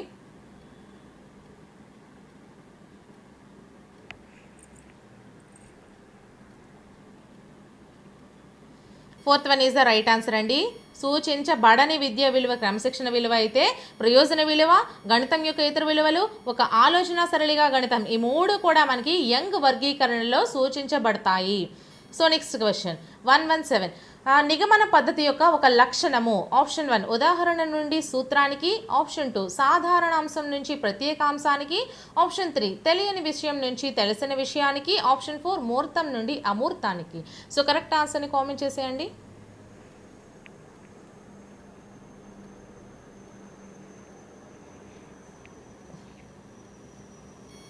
So second one is the right answer అండి. సాధారణాంశం నుంచి ప్రత్యేకాంశానికి అనేది మనకి నిగమన పద్ధతి యొక్క ఒక లక్షణము. సో నెక్స్ట్ క్వశ్చన్, జ్యామితీయ భావనలు బోధించడానికి ఉపయోగించే ఉపకరణము. Option 1 grid paper, option 2 bulletin board, option 3 geo board, option 4 notice board. So correct ఆన్సర్ని కామెంట్ చేసేయండి.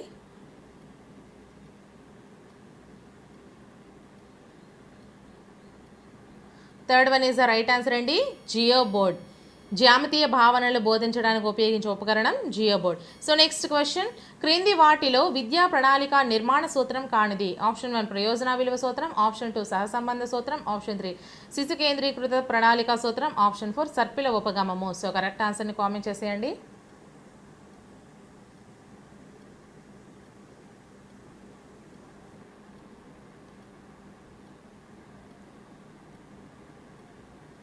Fourth one is the right answer అండి, సర్పిల ఉపగమము విద్యా ప్రణాళిక నిర్మాణ సూత్రం కాదు. అంటే ఏంటవుతాయి, ప్రయోజన విలువ సూత్రము, సహసంబంధ సూత్రము, శిశు కేంద్రీకృత ప్రణాళిక సూత్రం, ఇవన్నీ కూడా విద్యా ప్రణాళిక నిర్మాణ సూత్రాలు అవుతాయి. సో నెక్స్ట్ క్వశ్చన్, 3 × 4 = 12ను ఒక సంఖ్యా రేఖపై సూచించండి. దీని ద్వారా పరీక్షించదలిచిన విద్యా ప్రమాణము ఏది. ఆప్షన్ 1 కారణాలు చెప్పుట, నిరూపణలు చేయుట, ఆప్షన్ 2 వ్యక్తపరచడం, ఆప్షన్ 3 అనుసంధానం, ఆప్షన్ 4 ప్రాతినిధ్యపరచుట, దృశ్యీకరణ. సో కరెక్ట్ ఆన్సర్ని కామెంట్ చేసేయండి. సో అలాగే ఈ వీడియోని ఒక చిన్న లైక్ చేసేయండి ఫ్రెండ్స్. ఇలా నేను చాలా వీడియోస్ అనేవి చేశాను. లాస్ట్ టైం తెలంగాణ టెట్ వాళ్ళకి ఓన్లీ ఒకటే ఇలా చేశానండి, గ్రాండ్ టెస్ట్ వీడియో. మ్యాక్సిమం అవే క్వశ్చన్స్ కొంచెం అంకెలు అటు ఇటుగా మార్చేసి ఇచ్చేసారు. సో టెట్లో అయితే పేపర్లో. సో మీరు కూడా ఇటువంటి మంచి అవకాశాన్ని దూరం చేసుకోకండి. ఛానల్ని సబ్స్క్రైబ్ చేసుకొని వీడియోస్ని ఫాలో అవుతూ ఉండండి. మీకు అన్నీ కూడా ఫ్రీగా అందిస్తున్నా కదా, ఇంకెందుకు మీకు ప్రాబ్లం. సో ఆప్షన్స్ మనం కరెక్ట్ ఆన్సర్ చూసుకుంటే fourth one is right answer అండి, ప్రాతినిధ్యపరచుట, దృశ్యీకరణ అనేది మనకి కరెక్ట్ ఆన్సర్ అవుతుంది. సో 5 రూపాయలు మరియు 0.50 గల నిష్పత్తి. ఇక్కడ రూ సింబల్ ఇచ్చాడు కాబట్టి రూపాయలు అనుకుందామండి. సో 5 రూపాయలు మరియు 0.50 గల నిష్పత్తి ఎంత అని అడిగారు. సో ఆప్షన్స్ మనం చూసుకున్నట్లయితే first one 100:1, second one 50:1, third one 10:1, fourth one 5:1. So correct ఆన్సర్ని కామెంట్ చేసేయండి. మీకు ఒక 5 సెకండ్స్ అయితే నేను టైం ఇస్తాను. ఆ తర్వాత నేను మీకు క్లియర్గా ఎక్స్ప్లెయిన్ చేస్తాను ఆన్సర్ అనేది ఏ విధంగా వచ్చిందనేది. సో మీరైతే మాత్రం ఆన్సర్ని కామెంట్ చేసేయండి.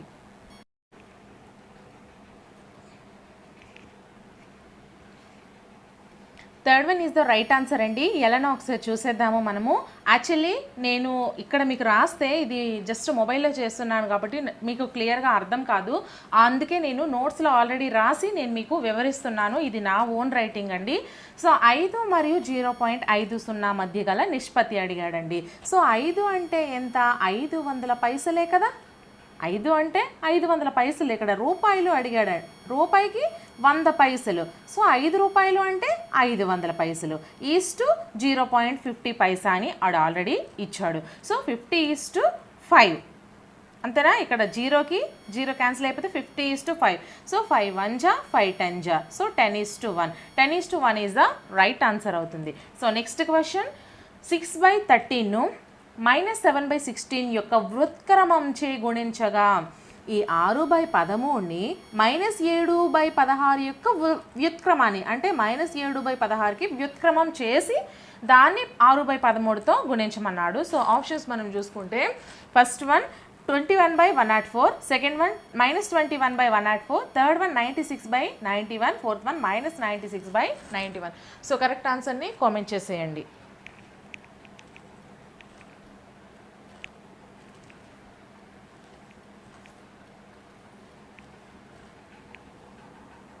So fourth one is the right answer అండి. ఎలానో ఒకసారి చూసేద్దాము. మనకి 6/13ను -7/16 యొక్క వ్యుత్క్రమంచే గుణించమన్నాడు. సో -7/16 యొక్క వ్యుత్క్రమం ఎంత అండి, రివర్స్ చేసేయండి. అంటే -16/7 అవుతుంది.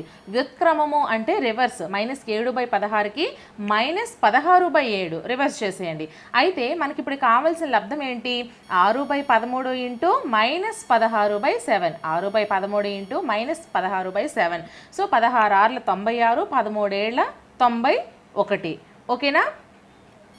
సో ఈ మైనస్ని మైనస్గా ఇక్కడ వేసుకున్నాం. -96/91 ఇది మనకి రైట్ ఆన్సర్ అవుతుంది. ఓకేనా.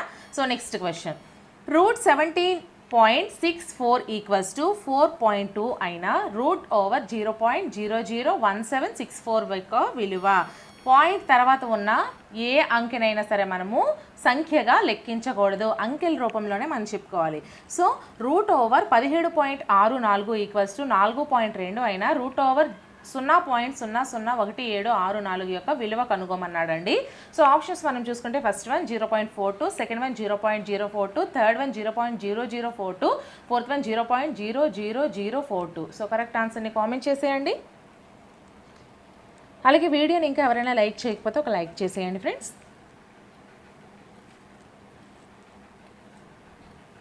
Second one is the right answer అండి. సో ఎలానో మనం ఒకసారి చూసేద్దాము.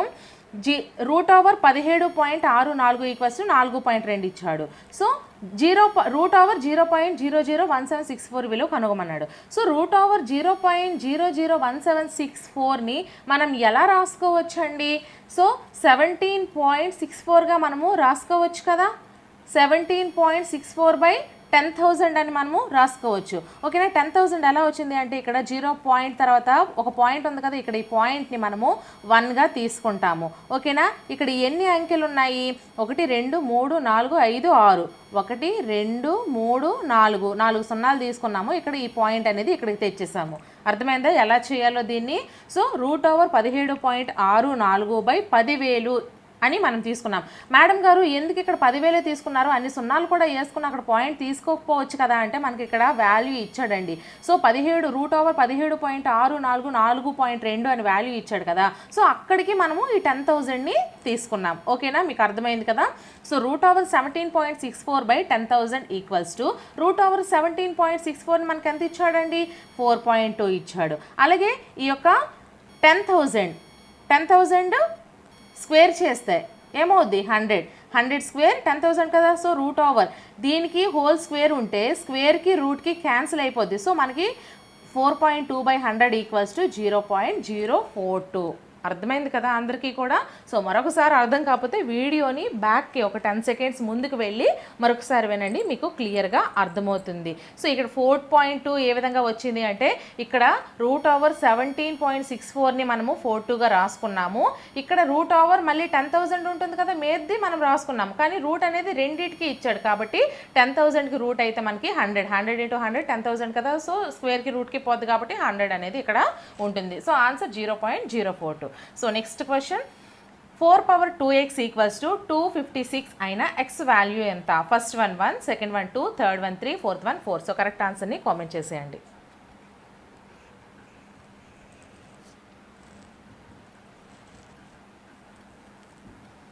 So second one is right answer అండి. సో అలానే ఒకసారి చూసేద్దాము. 4^2x equals to 256. 4^2x equals to 256 కదా. సో 4^2x ఈక్వల్స్ టు 4^4గా రాసుకోవచ్చు. 256ని మనం ఎలా రాసుకోవచ్చు అండి? 4 × 4 × 4 × 4. 4 4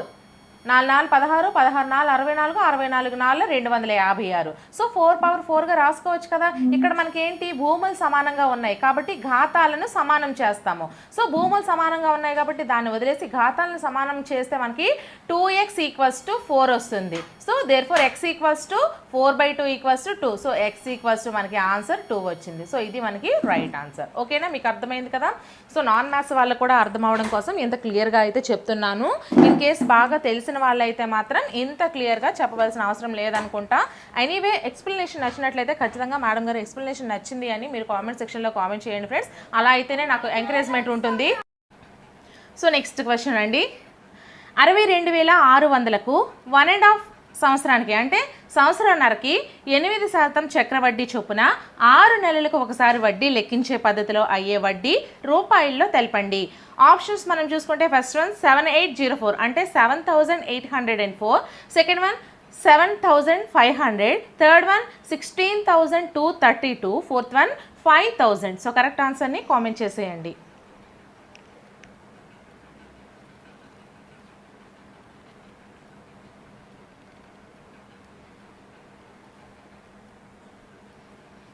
first one is the right answer అండి. 7804 7,804. సో కరెక్ట్ ఆన్సర్ని ఎలానో ఒకసారి చూసేద్దాము మనము. సో మనకి దీనికి సూత్రం ఏంటండి, A equals to P into 1 plus R by 100 whole power N. దీనికి సూత్రము A equals to P into 1 plus R by 100 whole power N. So మనకి పి వాల్యూ ఎంత ఇచ్చారండి, ఇక్కడ 62,500 ఇచ్చాడు. ఆర్ వాల్యూ ఎంత ఇచ్చాడు, 8.5 ఇచ్చాడు.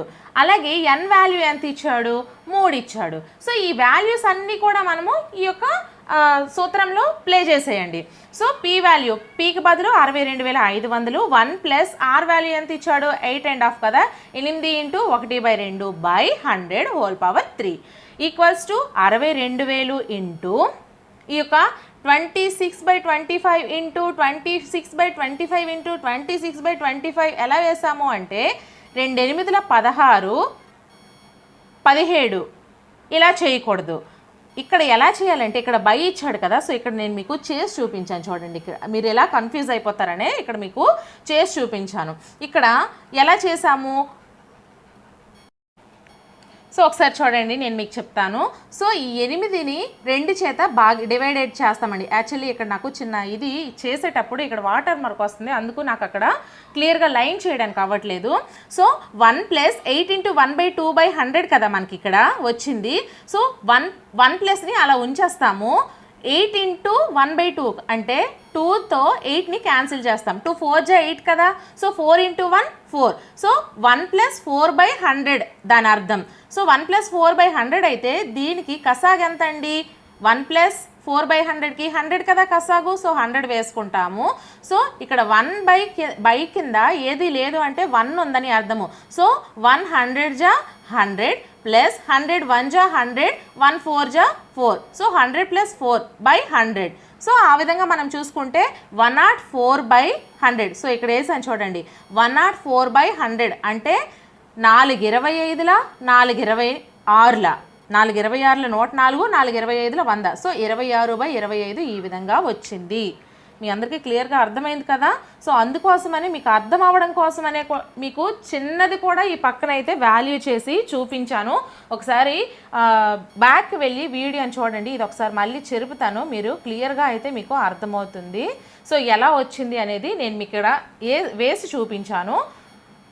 నెక్స్ట్, సో మనకి వాల్యూ ఈ 26/25 అనేది ఈ విధంగా వచ్చింది. సో ఈ 26/25 ఇంటూ 26/25 ఇంటూ 26/25 ఎందుకు వేసుకున్నాము అంటే క్యూబ్ ఉంది కాబట్టి, ఓకేనా. సో దీనికి వాల్యూ ఎంత వచ్చింది, 70,304 వచ్చిందండి. సో వీటన్నింటినీ కూడా మనము దీన్ని సూక్ష్మీకరిస్తే మనకి 70,304 అయితే వచ్చింది. బట్ మనకు అడిగింది ఏంటి, I equals to A minus P. I అనేది మనకి అడిగాడండి, ఐ వాల్యూ అడిగాడు. సో ఐ వాల్యూ అంటే మనం ఎలా చేసుకుంటాము, ఏ మైనస్ పి అంటే 70,304. మనకి ఇక్కడ ఈ వాల్యూ అనేది ఏ కదా, సో ఏ వాల్యూ కదా మనకి 70,304 వచ్చింది. So A minus P value ఎంత ఇక్కడ వేసుకున్నాము, 62,500 కదా. సో 70,304 నుంచి 62,500 తీసినట్లయితే 7,804 అనేది మనకి ఆన్సర్ అవుతుంది. ఇక్కడ మీకు చెప్పడానికి, మీకు క్లియర్గా వర్ణించడానికి ఎంత టైం అయితే పట్టింది, కానీ మీరు ఆలోచించి చేసినట్లయితే ఈజీగా లెక్కను చేసేయగలరు, ఓకేనా. ఒకసారి ఈ లెక్క అర్థం కాకపోతే మళ్ళీ వీడియో ముందుకు వెళ్ళి చూసుకోండి, ఓకేనా. సో నెక్స్ట్ క్వశ్చన్ మనం చూసుకుంటే, క్రింది 4 అంకెల సంఖ్యలలో కాప్రేకర్ స్థిరాంకం అని దీన్ని అంటారు. ఆప్షన్స్ మనం చూసుకుంటే ఫస్ట్ వన్ 7641 అంటే 7,641, second one 7,146, third one 6,741, fourth one 6,174. So correct ఆన్సర్ని కామెంట్ చేసేయండి.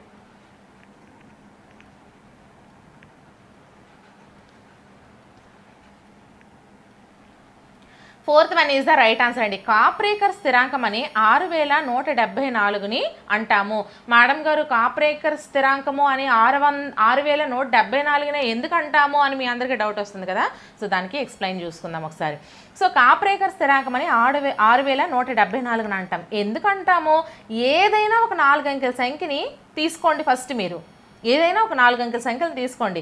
సో 4 అంకెల సంఖ్యను తీసుకొని దాని ద్వారా తయారు చేయగల అతి పెద్ద సంఖ్య, మీరు ఏదైతే 4 అంకెల సంఖ్య తీసుకుంటున్నారో ఆ సంఖ్యలోని అంకెలతో తయారు చేసే పెద్ద సంఖ్య నుండి ఆ సంఖ్యలోని ఆ 4 అంకెలతో తయారు చేసే అతి చిన్న సంఖ్యను తీసివేస్తే ఒక ఫలితం అనేది వస్తుంది కదా. సో ఆ ఫలితంలో అంకెలు ఏవైతే ఉన్నాయో దాంతో మళ్ళీ అతి పెద్ద సంఖ్య నుంచి అతి చిన్న సంఖ్య తీయండి. ఆ వచ్చే ఫలితాన్ని మళ్ళీ దాని నుంచి కూడా అతి పెద్ద సంఖ్య నుంచి అతి చిన్న సంఖ్యను తీయండి.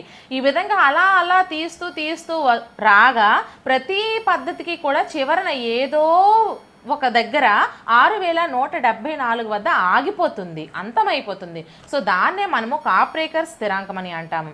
సో మీకు ఎగ్జాంపుల్ కూడా అందుకే చెప్పాను. నేను ఒక 4 అంకెల సంఖ్యగా నేను 2311 అనే సంఖ్యను తీసుకున్నాను.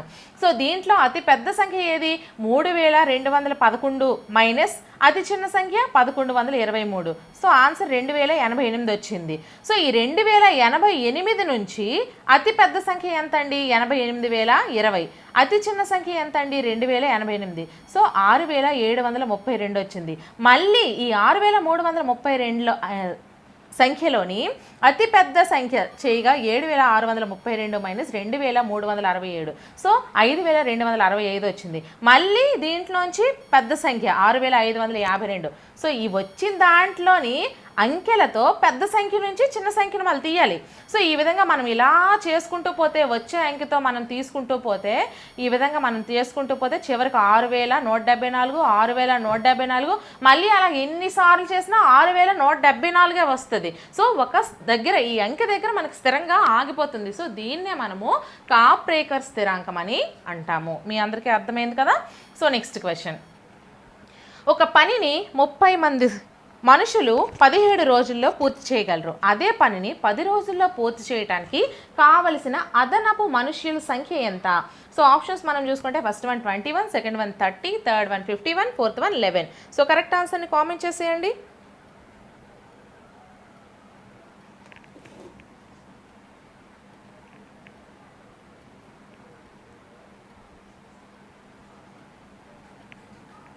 First one is the right answer అండి. సో ఎలానో ఒకసారి చూసేద్దాము.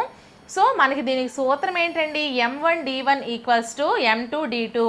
M1 అంటే మ్యాన్స్ సంఖ్య, మనుషుల సంఖ్య. D1 అంటే డేట్, ఎన్ని రోజులు, డేస్. ఓకేనా?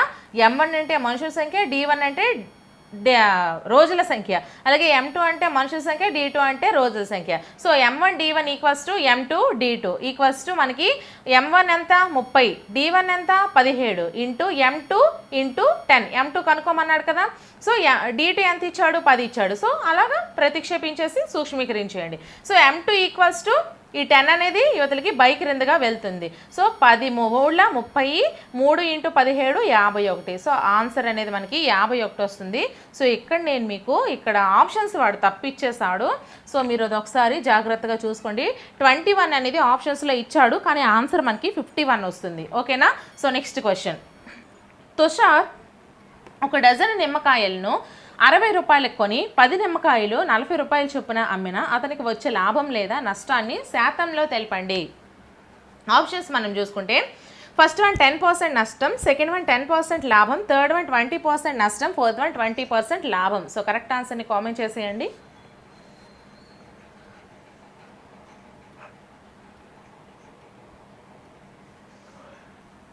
Third one is the right answer అండి. ఎలానో ఒకసారి చూసేద్దాము. 12 డజన్ నిమ్మకాయలు అంటే 12 కదండి. సో 12 నిమ్మకాయల ఖరీదు 60 రూపాయలు. సో 10 నిమ్మకాయలను 40 రూపాయల చొప్పున అమ్మాడు. అంటే 12 నిమ్మకాయల ఖరీదు 60 రూపాయలు అయితే ఒక నిమ్మకాయ ఖరీదు ఎంత అండి? 5 రూపాయలు. ఓకేనా?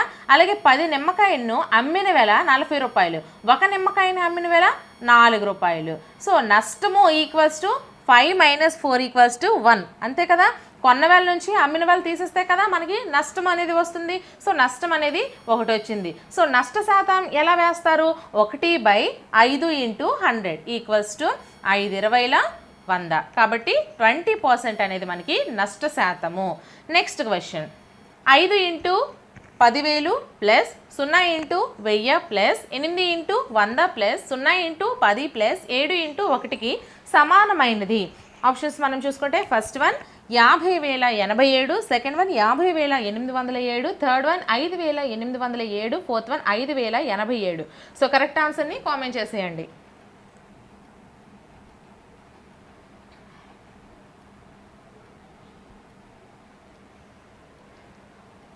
Second one is the right answer అండి. ఎలానో ఒకసారి చూసేద్దాము. 5 × 10,000 అంటే 50,000 అండి. 0 × 1000 అంటే జీరోనే అవుతుంది. జీరోతో దేన్ని గుణించినా భాగించినా అది జీరో అవుతుంది. నెక్స్ట్ 8 × 100 అంటే 800. మళ్ళీ 0 × 10 అంటే 0. 7 × 1 అంటే 7. సో 50,807 అనేది కరెక్ట్ ఆన్సర్ అవుతుంది. So next question. 7, 2, 5, 4 డాష్ 9, 8 అనే 7 అంకెల సంఖ్య 22 చేత నిశ్శేషంగా భాగించబడిన ఆ స్టార్ గుర్తులో అంటే ఆ మైనస్ గుర్తులో ఉంచవలసిన అంకె ఏది? ఆప్షన్స్ మనం చూసుకుంటే first one 0, second one 1, third one 2, fourth one 6. So correct ఆన్సర్ని కామెంట్ చేసేయండి.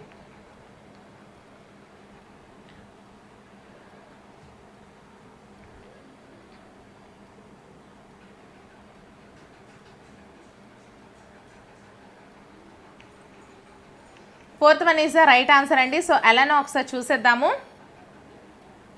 22 చేత భాగించబడితే అది 2 చేత భాగించబడాలి, 11 చేత భాగించబడాలి, ఏదైనా ఒక సంఖ్య.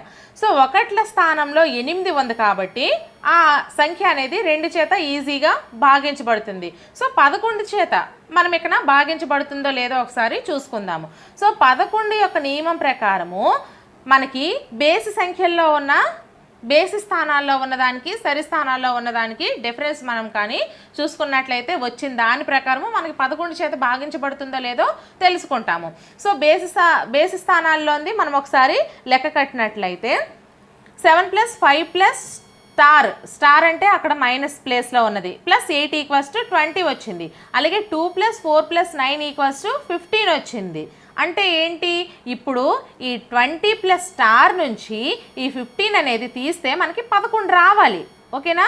సో 20 + స్టార్ -15 = 11 అవ్వాలి. So star +5 = 11. So star = 11, 6. ఓకేనా? 11 నుంచి 5 తీస్తే 6. సో ఆన్సర్ అనేది మనకి 6 వస్తుంది. ఈ యొక్క డాష్లో మనము 6 పెట్టినట్లయితే అది భాగించబడుతుంది. లేదు అంటే మీరు ఆప్షన్స్ త్రూ వెళ్ళిపోండి. ఆ ప్లేస్లో ఆ డాష్ ఉన్న ప్లేస్లో నేను చెప్పాను చాలాసార్లు ఈ ట్రిక్ ఉపయోగించండి, ఆప్షన్స్ ద్వారా మీరు చేసే ట్రిక్ ఉపయోగించండి అని. సో మీరు ఏం చేస్తారు, ఆ డాష్ ప్లేస్లో ఒక్కొక్క ఆప్షన్ని కూడా ప్రతిక్షేపిస్తూ మీరు భాగించుకుంటూ వెళ్ళిపోండి.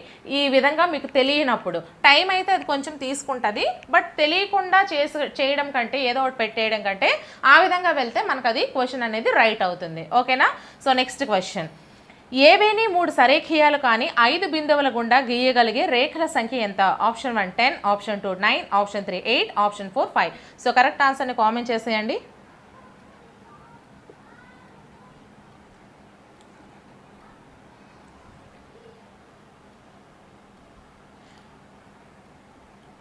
First one is the right answer అండి. 10 ఏ విధంగా వస్తుందో ఒకసారి చూసుకుందాం మనము. సో దీనికి సూత్రం ఏ విధంగా వేసుకుంటాము, n × n-1/2, n × n-1/2. మనకి క్వశ్చన్ ఏమి ఇచ్చాడు, ఏవేని 3 సరేఖీయాలు కానీ అంటే 3 కూడా బిందువులు ఒకే రేఖ మీద ఉండకూడదు, ఆ విధంగా లేనటువంటి 5 బిందువులు అన్నాడు. సో ఈ n ప్లేస్లో మనము 5ని ప్రతిక్షేపించుకుంటాం. అంటే 5 × 5-1/2 = 5 × 4/2 = 10. ఓకేనా? సో మనం ఈ విధంగా బొమ్మ వేసుకోవడం నేను ప్రిపేర్ చేస్తానండి ఈ బొమ్మ మీకోసమని. సో ఒక 5 బిందువులు వేసుకుందాము. 1 2 3 4 5. సరేఖీయం కాదన్నాడు కాబట్టి నేను వేరు వేరు ప్లేసుల్లో వేసాను. సో మనకి ఎన్ని వస్తున్నాయి ఒకసారి చూడండి. 1 2 3 4 5. 1 అంటే 5, ఇది 6 7. ఓకేనా? 8 9 10. సో మనకి 10 వచ్చాయి. సో చూసారా, ఈ విధంగా అయితే మనకి గీయగలిగిన రేఖల సంఖ్య 10. So next question. 45 డిగ్రీలు -45 డిగ్రీలు -90 డిగ్రీస్ అంటే 90 డిగ్రీలు అనే మూలమట్టానికి ఉండే రేఖీయ సౌష్ఠవ రేఖల సంఖ్య ఎంత? Option 1 0, option 2 1, option 3 2, option 4 3. So correct ఆన్సర్ని కామెంట్ చేసేయండి.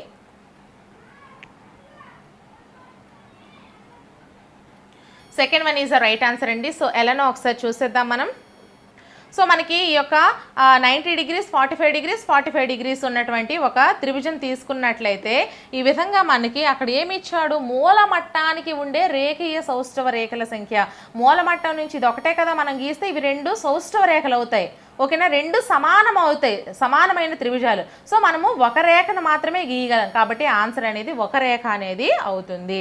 నెక్స్ట్ క్వశ్చన్, 18 సెంటీమీటర్లు మరియు 14 సెంటీమీటర్లు రెండు భుజాలుగా కలిగిన త్రిభుజానికి క్రింది కొలతలో మూడవ భుజంగా ఉండగలిగేది సెంటీమీటర్లలో తెలపండి. Option 1 3, option 2 4, option 3 5, option 4 32. So correct ఆన్సర్ని కామెంట్ చేసేయండి.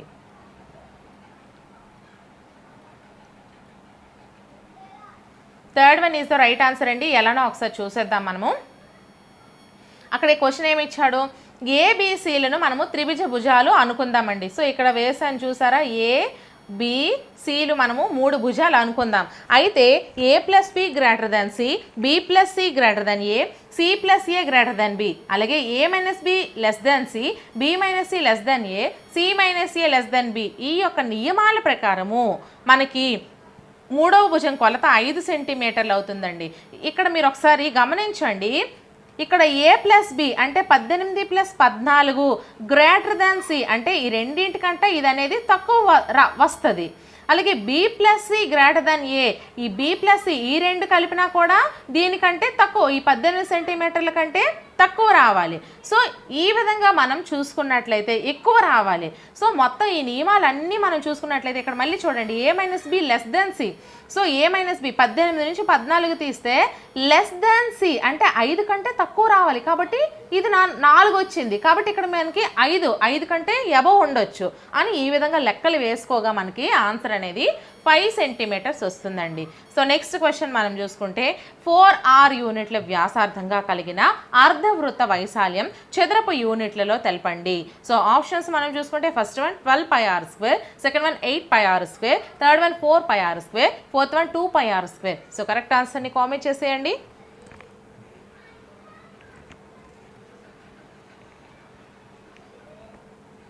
So second one is the right answer అండి. ఎలానో ఒకసారి చూసేద్దాం మనం.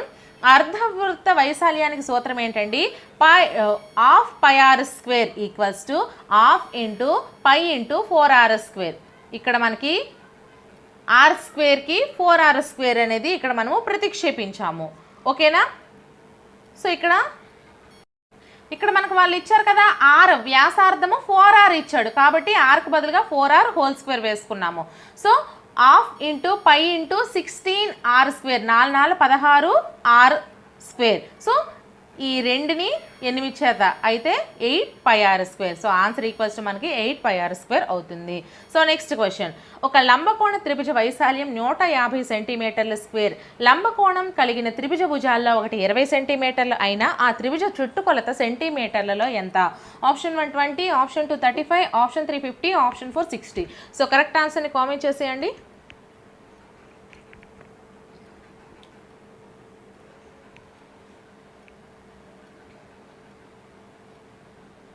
So fourth one is right answer అండి. 60 అనేది మనకి రైట్ ఆన్సర్ అవుతుంది. ఒకసారి చూసేద్దాం. సో లంబకోణ త్రిభుజ వైశాల్యం ఎంత ఇచ్చాడండి, 150 సెంటీమీటర్ల స్క్వేర్ ఇచ్చాడు. సో లంబకోణ త్రిభుజ వైశాల్యం అంటే ఏంటి, ½ × BH కదా. సో బీని బీగా వదిలాము, హెచ్కి బదులు 20 వేసుకున్నాము. ఇక్కడ 10 2 10 10b = 150. Therefore b = 15 centimetres. ఓకేనా, ఈ 150ని 10 అనేది డివైడ్ చేస్తే సో b = 15 సెంటీమీటర్స్ అయితే c² = a² + b². ఇక్కడ c² అంటే కర్ణము స్క్వేర్. ఇక్కడ చూడండి త్రిభుజంలో ఒకసారి చూసుకోండి, ఇక్కడ మనకి త్రిభుజం అనేది వేసి ఇచ్చాను. సో కర్ణము స్క్వేర్ = భుజము స్క్వేర్ + భుజము స్క్వేర్ అంటే c² = a² + b². సో ఈ దేర్ఫోర్ c = √400 + 225 అవుతుంది. సో a² + b² అంటే మనకి ఇక్కడ 400 + 225. సో దేర్ఫోర్ 6 ఇక్కడ 400 + 225 కలిపితే ఏమవుతుందండి, 625 సెంటీమీటర్స్ అనేది అవుతుంది. 625 √625 అంటే 25 సెంటీమీటర్స్ అని అర్థము. సో నెక్స్ట్ త్రిభుజం యొక్క చుట్టుకొలత అడిగాడు. సో త్రిభుజం యొక్క చుట్టుకొలత అంటే ఏంటి, a + b + c అనే సూత్రం ప్రకారము 20 + 15 + 25 = 60 సెంటీమీటర్లు అనేది మనకి రైట్ ఆన్సర్ అవుతుంది. సో ఇక్కడ మీకు ఇక్కడ డౌట్ రావచ్చు, సి ఈక్వల్స్ టు √400 + 225 ఎలా వేస్తారని. ఏ స్క్వేర్ ఎంత ఇచ్చాడండి మనకి, ఇక్కడ బి అనేది 15 సెంటీమీటర్లు, బి స్క్వేర్ అంటే 225, ఏ స్క్వేర్ అనేది 20 కదా, 20 స్క్వేర్ ఈక్వల్స్ టు 400. ఇక్కడ సి స్క్వేర్ ఈ 2 అనేది స్క్వేర్ అనేది అవతలకి వస్తే √ఓవర్ అవుతుంది, కాబట్టి మనకి ఇది అనేది వచ్చింది. అర్థమైంది కదా.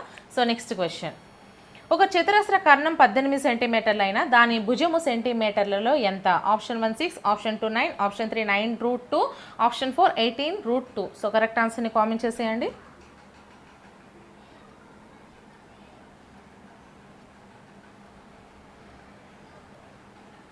Third one is the right answer అండి. ఎలానో ఒకసారి చూసేద్దాము.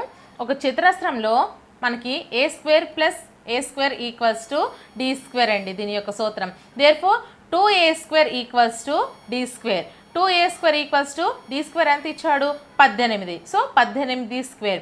2a square equals to 18 square అంటే ఎంత అండి, 324. So A square equals to 324/2 కదా. So A square equals to 162. Therefore A equals to ఈ స్క్వేర్ అనేది ఈ సైడ్కి వస్తే రూట్ అవుతుంది. So A equals to √162. Therefore ఈ 162ని ఏ విధంగా రాసుకోవచ్చు, √81 × 2గా మనం రాసుకోవచ్చు కదా. సో 81కి అంటే ఎంత, 9, 9లో 81. సో 9ని బయటికి తీసేద్దాం, 9√2 అనేది ఆన్సర్ అవుతుంది. 9√2 అనేది కరెక్ట్ ఆన్సర్ అవుతుంది. ఓకేనా. సో నెక్స్ట్ క్వశ్చన్, n = 4 అయినప్పుడు n⁴/4 plus n⁴3/2 plus n²/4 యొక్క విలువ ఎంత. So option 1 28, option 2 84, option 3 100, option 4 112. So correct ఆన్సర్ని కామెంట్ చేసేయండి.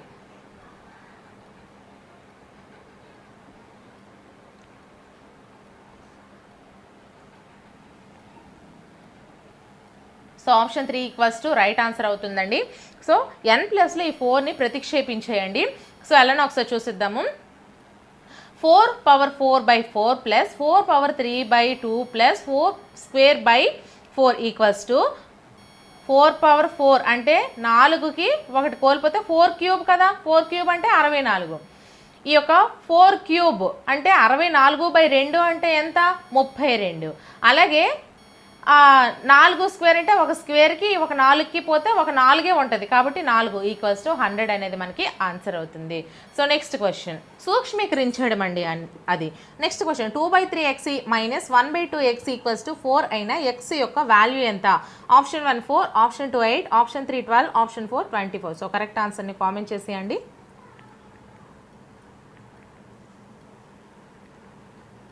Fourth one is the right answer అండి. ఎలానో ఒకసారి చూసేద్దాం మనము. అక్కడ కూడా సేమ్ అండి, ఎక్స్ ప్లేస్లో మనము ప్రతిక్షేపించేయడమని. So 2/3x - 1/2x equals to 4 ఇచ్చాడు. సో ఈ రెండింటికి కసాగు మనం కట్టినట్లయితే ఈ 3కి 2కి కసాగు ఎంత అండి, 6. సో 3 ఎంతలా 6, 3 రెళ్ళ 6, 2 రెళ్ళ 4. So 4x minus 2 3 6, 3 1 3. So 3x equals to 4 అండి. 4x - 3 equals to 24. సో ఈ 24 ఎలా వచ్చింది, 6 4 24 కదా, ఈ బై అనేది ఈ సైడ్కి వస్తే ఇంటూ అవుతుంది. So 4x - 3 equals to 24. Therefore 4x నుంచి 3x తీస్తే x కదా, x ఈక్వల్స్ టు 24. ఆన్సర్ మనకి 24 అవుతుంది. So next question, x 2x 4xల యొక్క మధ్యగతం 12 అయిన దత్తాంశం యొక్క అంక మధ్యమం ఎంత. Option 1 6, option 2 12, option 3 14, option 4 24. So correct ఆన్సర్ని కామెంట్ చేసేయండి.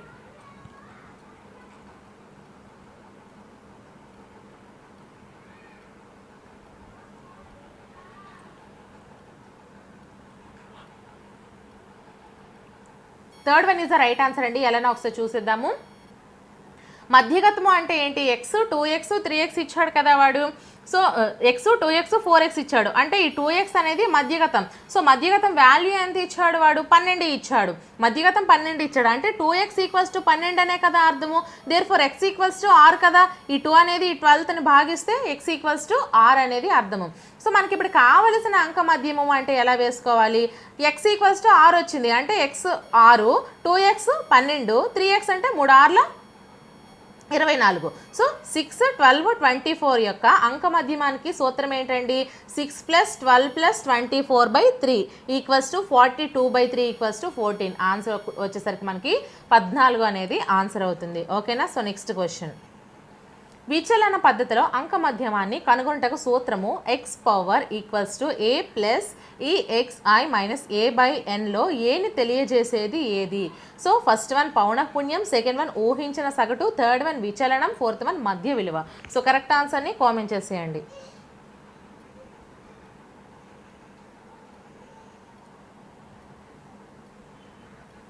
ఆప్షన్ 2 రైట్ ఆన్సర్ అండి. ఊహించిన సగటు ఏని తెలియజేసేది ఊహించిన సగటు. So next question. 7ను ప్రాతినిధ్యపరిచే గణన చిహ్నం ఏది? ఆప్షన్ 1 ఇక్కడ అంకెలు ఒకసారి మీరే చూసుకోండి. Option 1, option 2, option 3, option 4. So correct ఆన్సర్ని కామెంట్ చేసేయండి.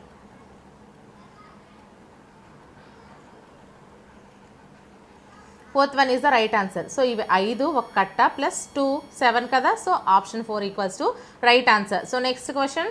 127.1 డివైడెడ్ బై 1000 యొక్క వాల్యూ ఎంత? Option 1 0.1271, option 2 1.271, option 3 12.71, option 4 1271. So correct ఆన్సర్ని కామెంట్ చేసేయండి.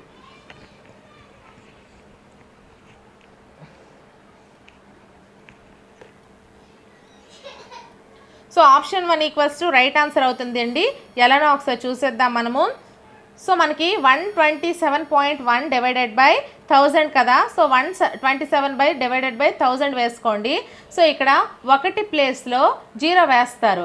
అలాగే ఈ 3 అంకెలకి 3 సున్నాలు ఉన్నాయి కాబట్టి 0.1271. ఆల్రెడీ దీనికి పాయింట్ ఉంది కాబట్టి 3 అంకెలు ముందుకు జరిపేస్తే సరిపోతుంది. సో ఆన్సర్ = మనకి 0.1271 అనేది కరెక్ట్ ఆన్సర్ అవుతుంది. So next question. పొడవు 6.5 సెంటీమీటర్లు మరియు వెడల్పు 3.5 సెంటీమీటర్లుగా కలిగిన దీర్ఘచతురస్ర వైశాల్యం చదరపు సెంటీమీటర్లలో తెలపండి. ఆప్షన్ 1 18 1/4, 18 1/4, అలాగే 18.5. దీన్ని 18 చెప్పుకోవచ్చు first one. Option 2 18.5, option 3 22 and 3/4, option 4 22 and 3/2. So correct ఆన్సర్ని కామెంట్ చేసేయండి.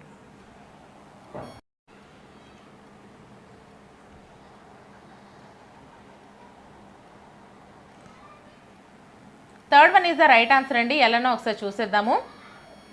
A = L × B సూత్రం అదే కదా. సో L వాల్యూ ఎంత? 6.5. B వాల్యూ ఎంత? 3.5. సో 6.5 అంటే 2 6 12 ప్లస్ 1 13/2, 3 6 ప్లస్ 1 7/2.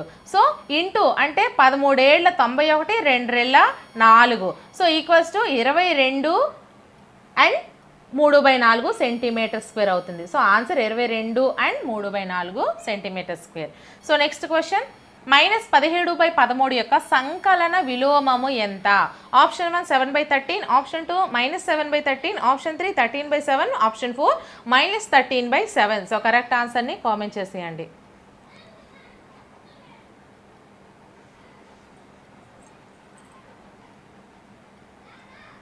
సో సంకలన విలోమము అడిగాడండి. ఈ మైనస్ అనేది ప్లస్ అయిపోతుంది. సో అదే మనకు ఆన్సర్ అవుతుంది. So first one is the right answer 7/13. So next question. So ఇక్కడ చూడండి మీరు, అందుకే +7/13. Next question. గణితం అంటే పరోక్ష మాపన శాస్త్రం అని నిర్వచించిన వారు ఎవరు? Option 1 Aristotle, option 2 Auguste Comte, option 3 Benjamin Peirce, option 4 Archimedes. So correct ఆన్సర్ని కామెంట్ చేసేయండి. ఎక్స్ప్లెనేషన్ నచ్చినట్లయితే ఖచ్చితంగా ఎక్స్ప్లెనేషన్ బాగుంది మేడం గారు అని కామెంట్ చేయండి. అలాగే ఇలాగే కంటిన్యూ చేయాలి అంటే ఇలాగే కంటిన్యూ చేయమని చెప్పండి. నా ఛానల్లో చాలా వీడియోస్ చేశానండి, క్లాసెస్ వీడియోస్, అలాగే మ్యారథాన్ వీడియోస్. ఇవన్నీ కూడా మీరు లింక్స్ అన్నీ కూడా ఈ వీడియో డిస్క్రిప్షన్లో ప్రొవైడ్ చేస్తాను. సో మీరు ఒకసారి చూసుకోండి. అలాగే మీకు టోటల్గా ఎన్ని మార్క్స్ వచ్చాయి అనేది కూడా కామెంట్ చేయండి. So second one is the right answer అండి. Auguste Comte. గణితం అంటే పరోక్ష మాపన శాస్త్రం అని నిర్వచించిన వారు Auguste Comte. So next question. భావావేశ రంగంలో అత్యున్నత స్థాయి లక్ష్యం ఏది? ఫస్ట్ వన్ లాక్షణీకరణం, సెకండ్ వన్ సహజీకరణం, థర్డ్ వన్ అనుకరణం, ఫోర్త్ వన్ వ్యవస్థాపన. సో కరెక్ట్ ఆన్సర్ని కామెంట్ చేసేయండి.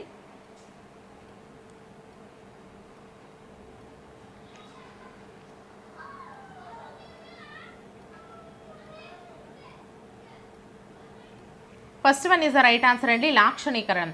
సో నెక్స్ట్ క్వశ్చన్, ఆగమన పద్ధతి యొక్క ఒక లక్షణము. ఫస్ట్ వన్ సాధారణ విషయాల నుంచి ప్రత్యేక విషయాలకు, సెకండ్ వన్ తెలిసిన విషయాల నుంచి తెలియని విషయాలకు, థర్డ్ వన్ మూర్తం నుంచి అమూర్తానికి, ఫోర్త్ వన్ సూత్రం నుండి ఉదాహరణకు. సో కరెక్ట్ ఆన్సర్ని కామెంట్ చేసేయండి. సైకాలజీ, సైన్స్, సోషల్, మ్యాథ్స్ కూడా ఫార్ములాస్ వీడియోస్. సైన్స్ అయితే 2 వీడియోలు అండి, ఒక్కొక్కటి మీకు పర్టికులర్ వీడియో, ఒక్కొక్కటి మీకు మారథాన్ రివిజన్ కూడా చేశాను, అవన్నీ చూడండి. నెక్స్ట్ ఈచ్ మెథడాలజీకి 200 బిట్స్ చొప్పున అన్ని మెథడాలజీస్ కూడా చేశాను. And methodology total content try methodology ఒకే వీడియోలో మారథాన్ రివిజన్ క్లాస్ కూడా చేశాను. ఆ లింక్స్ అన్నీ కూడా ఈ వీడియో డిస్క్రిప్షన్లో ప్రొవైడ్ చేస్తాను, చూసుకోండి. సో మనకి రెండవది మూడవది ఈ రెండు కూడా మనకి కరెక్ట్ ఆన్సర్స్ అవుతాయండి. సో మీరు ఏది పెట్టినా ఆన్సర్ అనేది రైట్ అవుతుంది. ఆగమన పద్ధతి యొక్క లక్షణం అంటే తెలిసిన విషయాల నుంచి తెలియని విషయాల కన్నా, మూర్తం నుంచి అమూర్తం అన్నా ఒకటే. So next question, Edgar Dale అనుభవాల శంకునందు అత్యధిక అభ్యసనాన్ని సూచించినది ఏది? ఫస్ట్ వన్ క్షేత్ర పర్యటనలు, సెకండ్ వన్ శాబ్దిక సంకేతాలు, థర్డ్ వన్ నాటకీకరణ అనుభవాలు, ఫోర్త్ వన్ ప్రత్యక్ష ప్రాయోజిక అనుభవాలు. సో కరెక్ట్ ఆన్సర్ని కామెంట్ చేసేయండి. ఆల్రెడీ ఎడ్గార్ డేల్ గురించి ఒకే వీడియోలో చెప్పానండి, పూర్తిగా మీకు ఇన్ఫర్మేషన్ వివరించాను. సో ఆ వీడియో చూడండి. Fourth one is the right answer అండి. ఎడ్గార్ డేల్ అనుభవాలు శంకునందు అత్యధిక అభ్యసనాన్ని సూచించినవి ప్రత్యక్ష ప్రాయోజిక అనుభవాలు. సో నెక్స్ట్ క్వశ్చన్, హెర్బార్ట్ ఉపగమమును అనుసరించి పాఠ్యపథక రచనలో 2వ సోపానం ఏది? ఫస్ట్ వన్ సంసర్గం, సెకండ్ వన్ సాధారణీకరణం, థర్డ్ వన్ పునర్విమర్శ, ఫోర్త్ వన్ విషయ విశదీకరణం. సో కరెక్ట్ ఆన్సర్ని కామెంట్ చేసేయండి.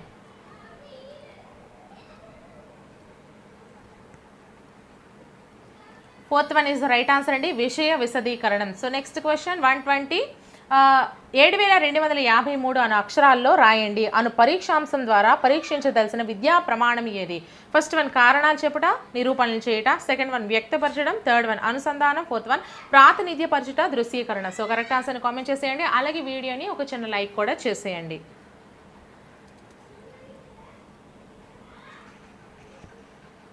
చాలా వీడియోస్ చేశానండి, అవన్నీ కూడా మీరు ఒకసారి చూడండి. మీకు ఎన్ని మార్క్స్ వచ్చాయనేది కూడా మీకు కామెంట్ సెక్షన్లో కామెంట్ చేయండి. సో మీకు ఒక అవగాహన అనేది వస్తుంది. ఎక్స్ప్లెనేషన్ నచ్చినట్లయితే ఖచ్చితంగా మేడం గారు ఇలానే కంటిన్యూ చేయండి అని కామెంట్ చేయండి.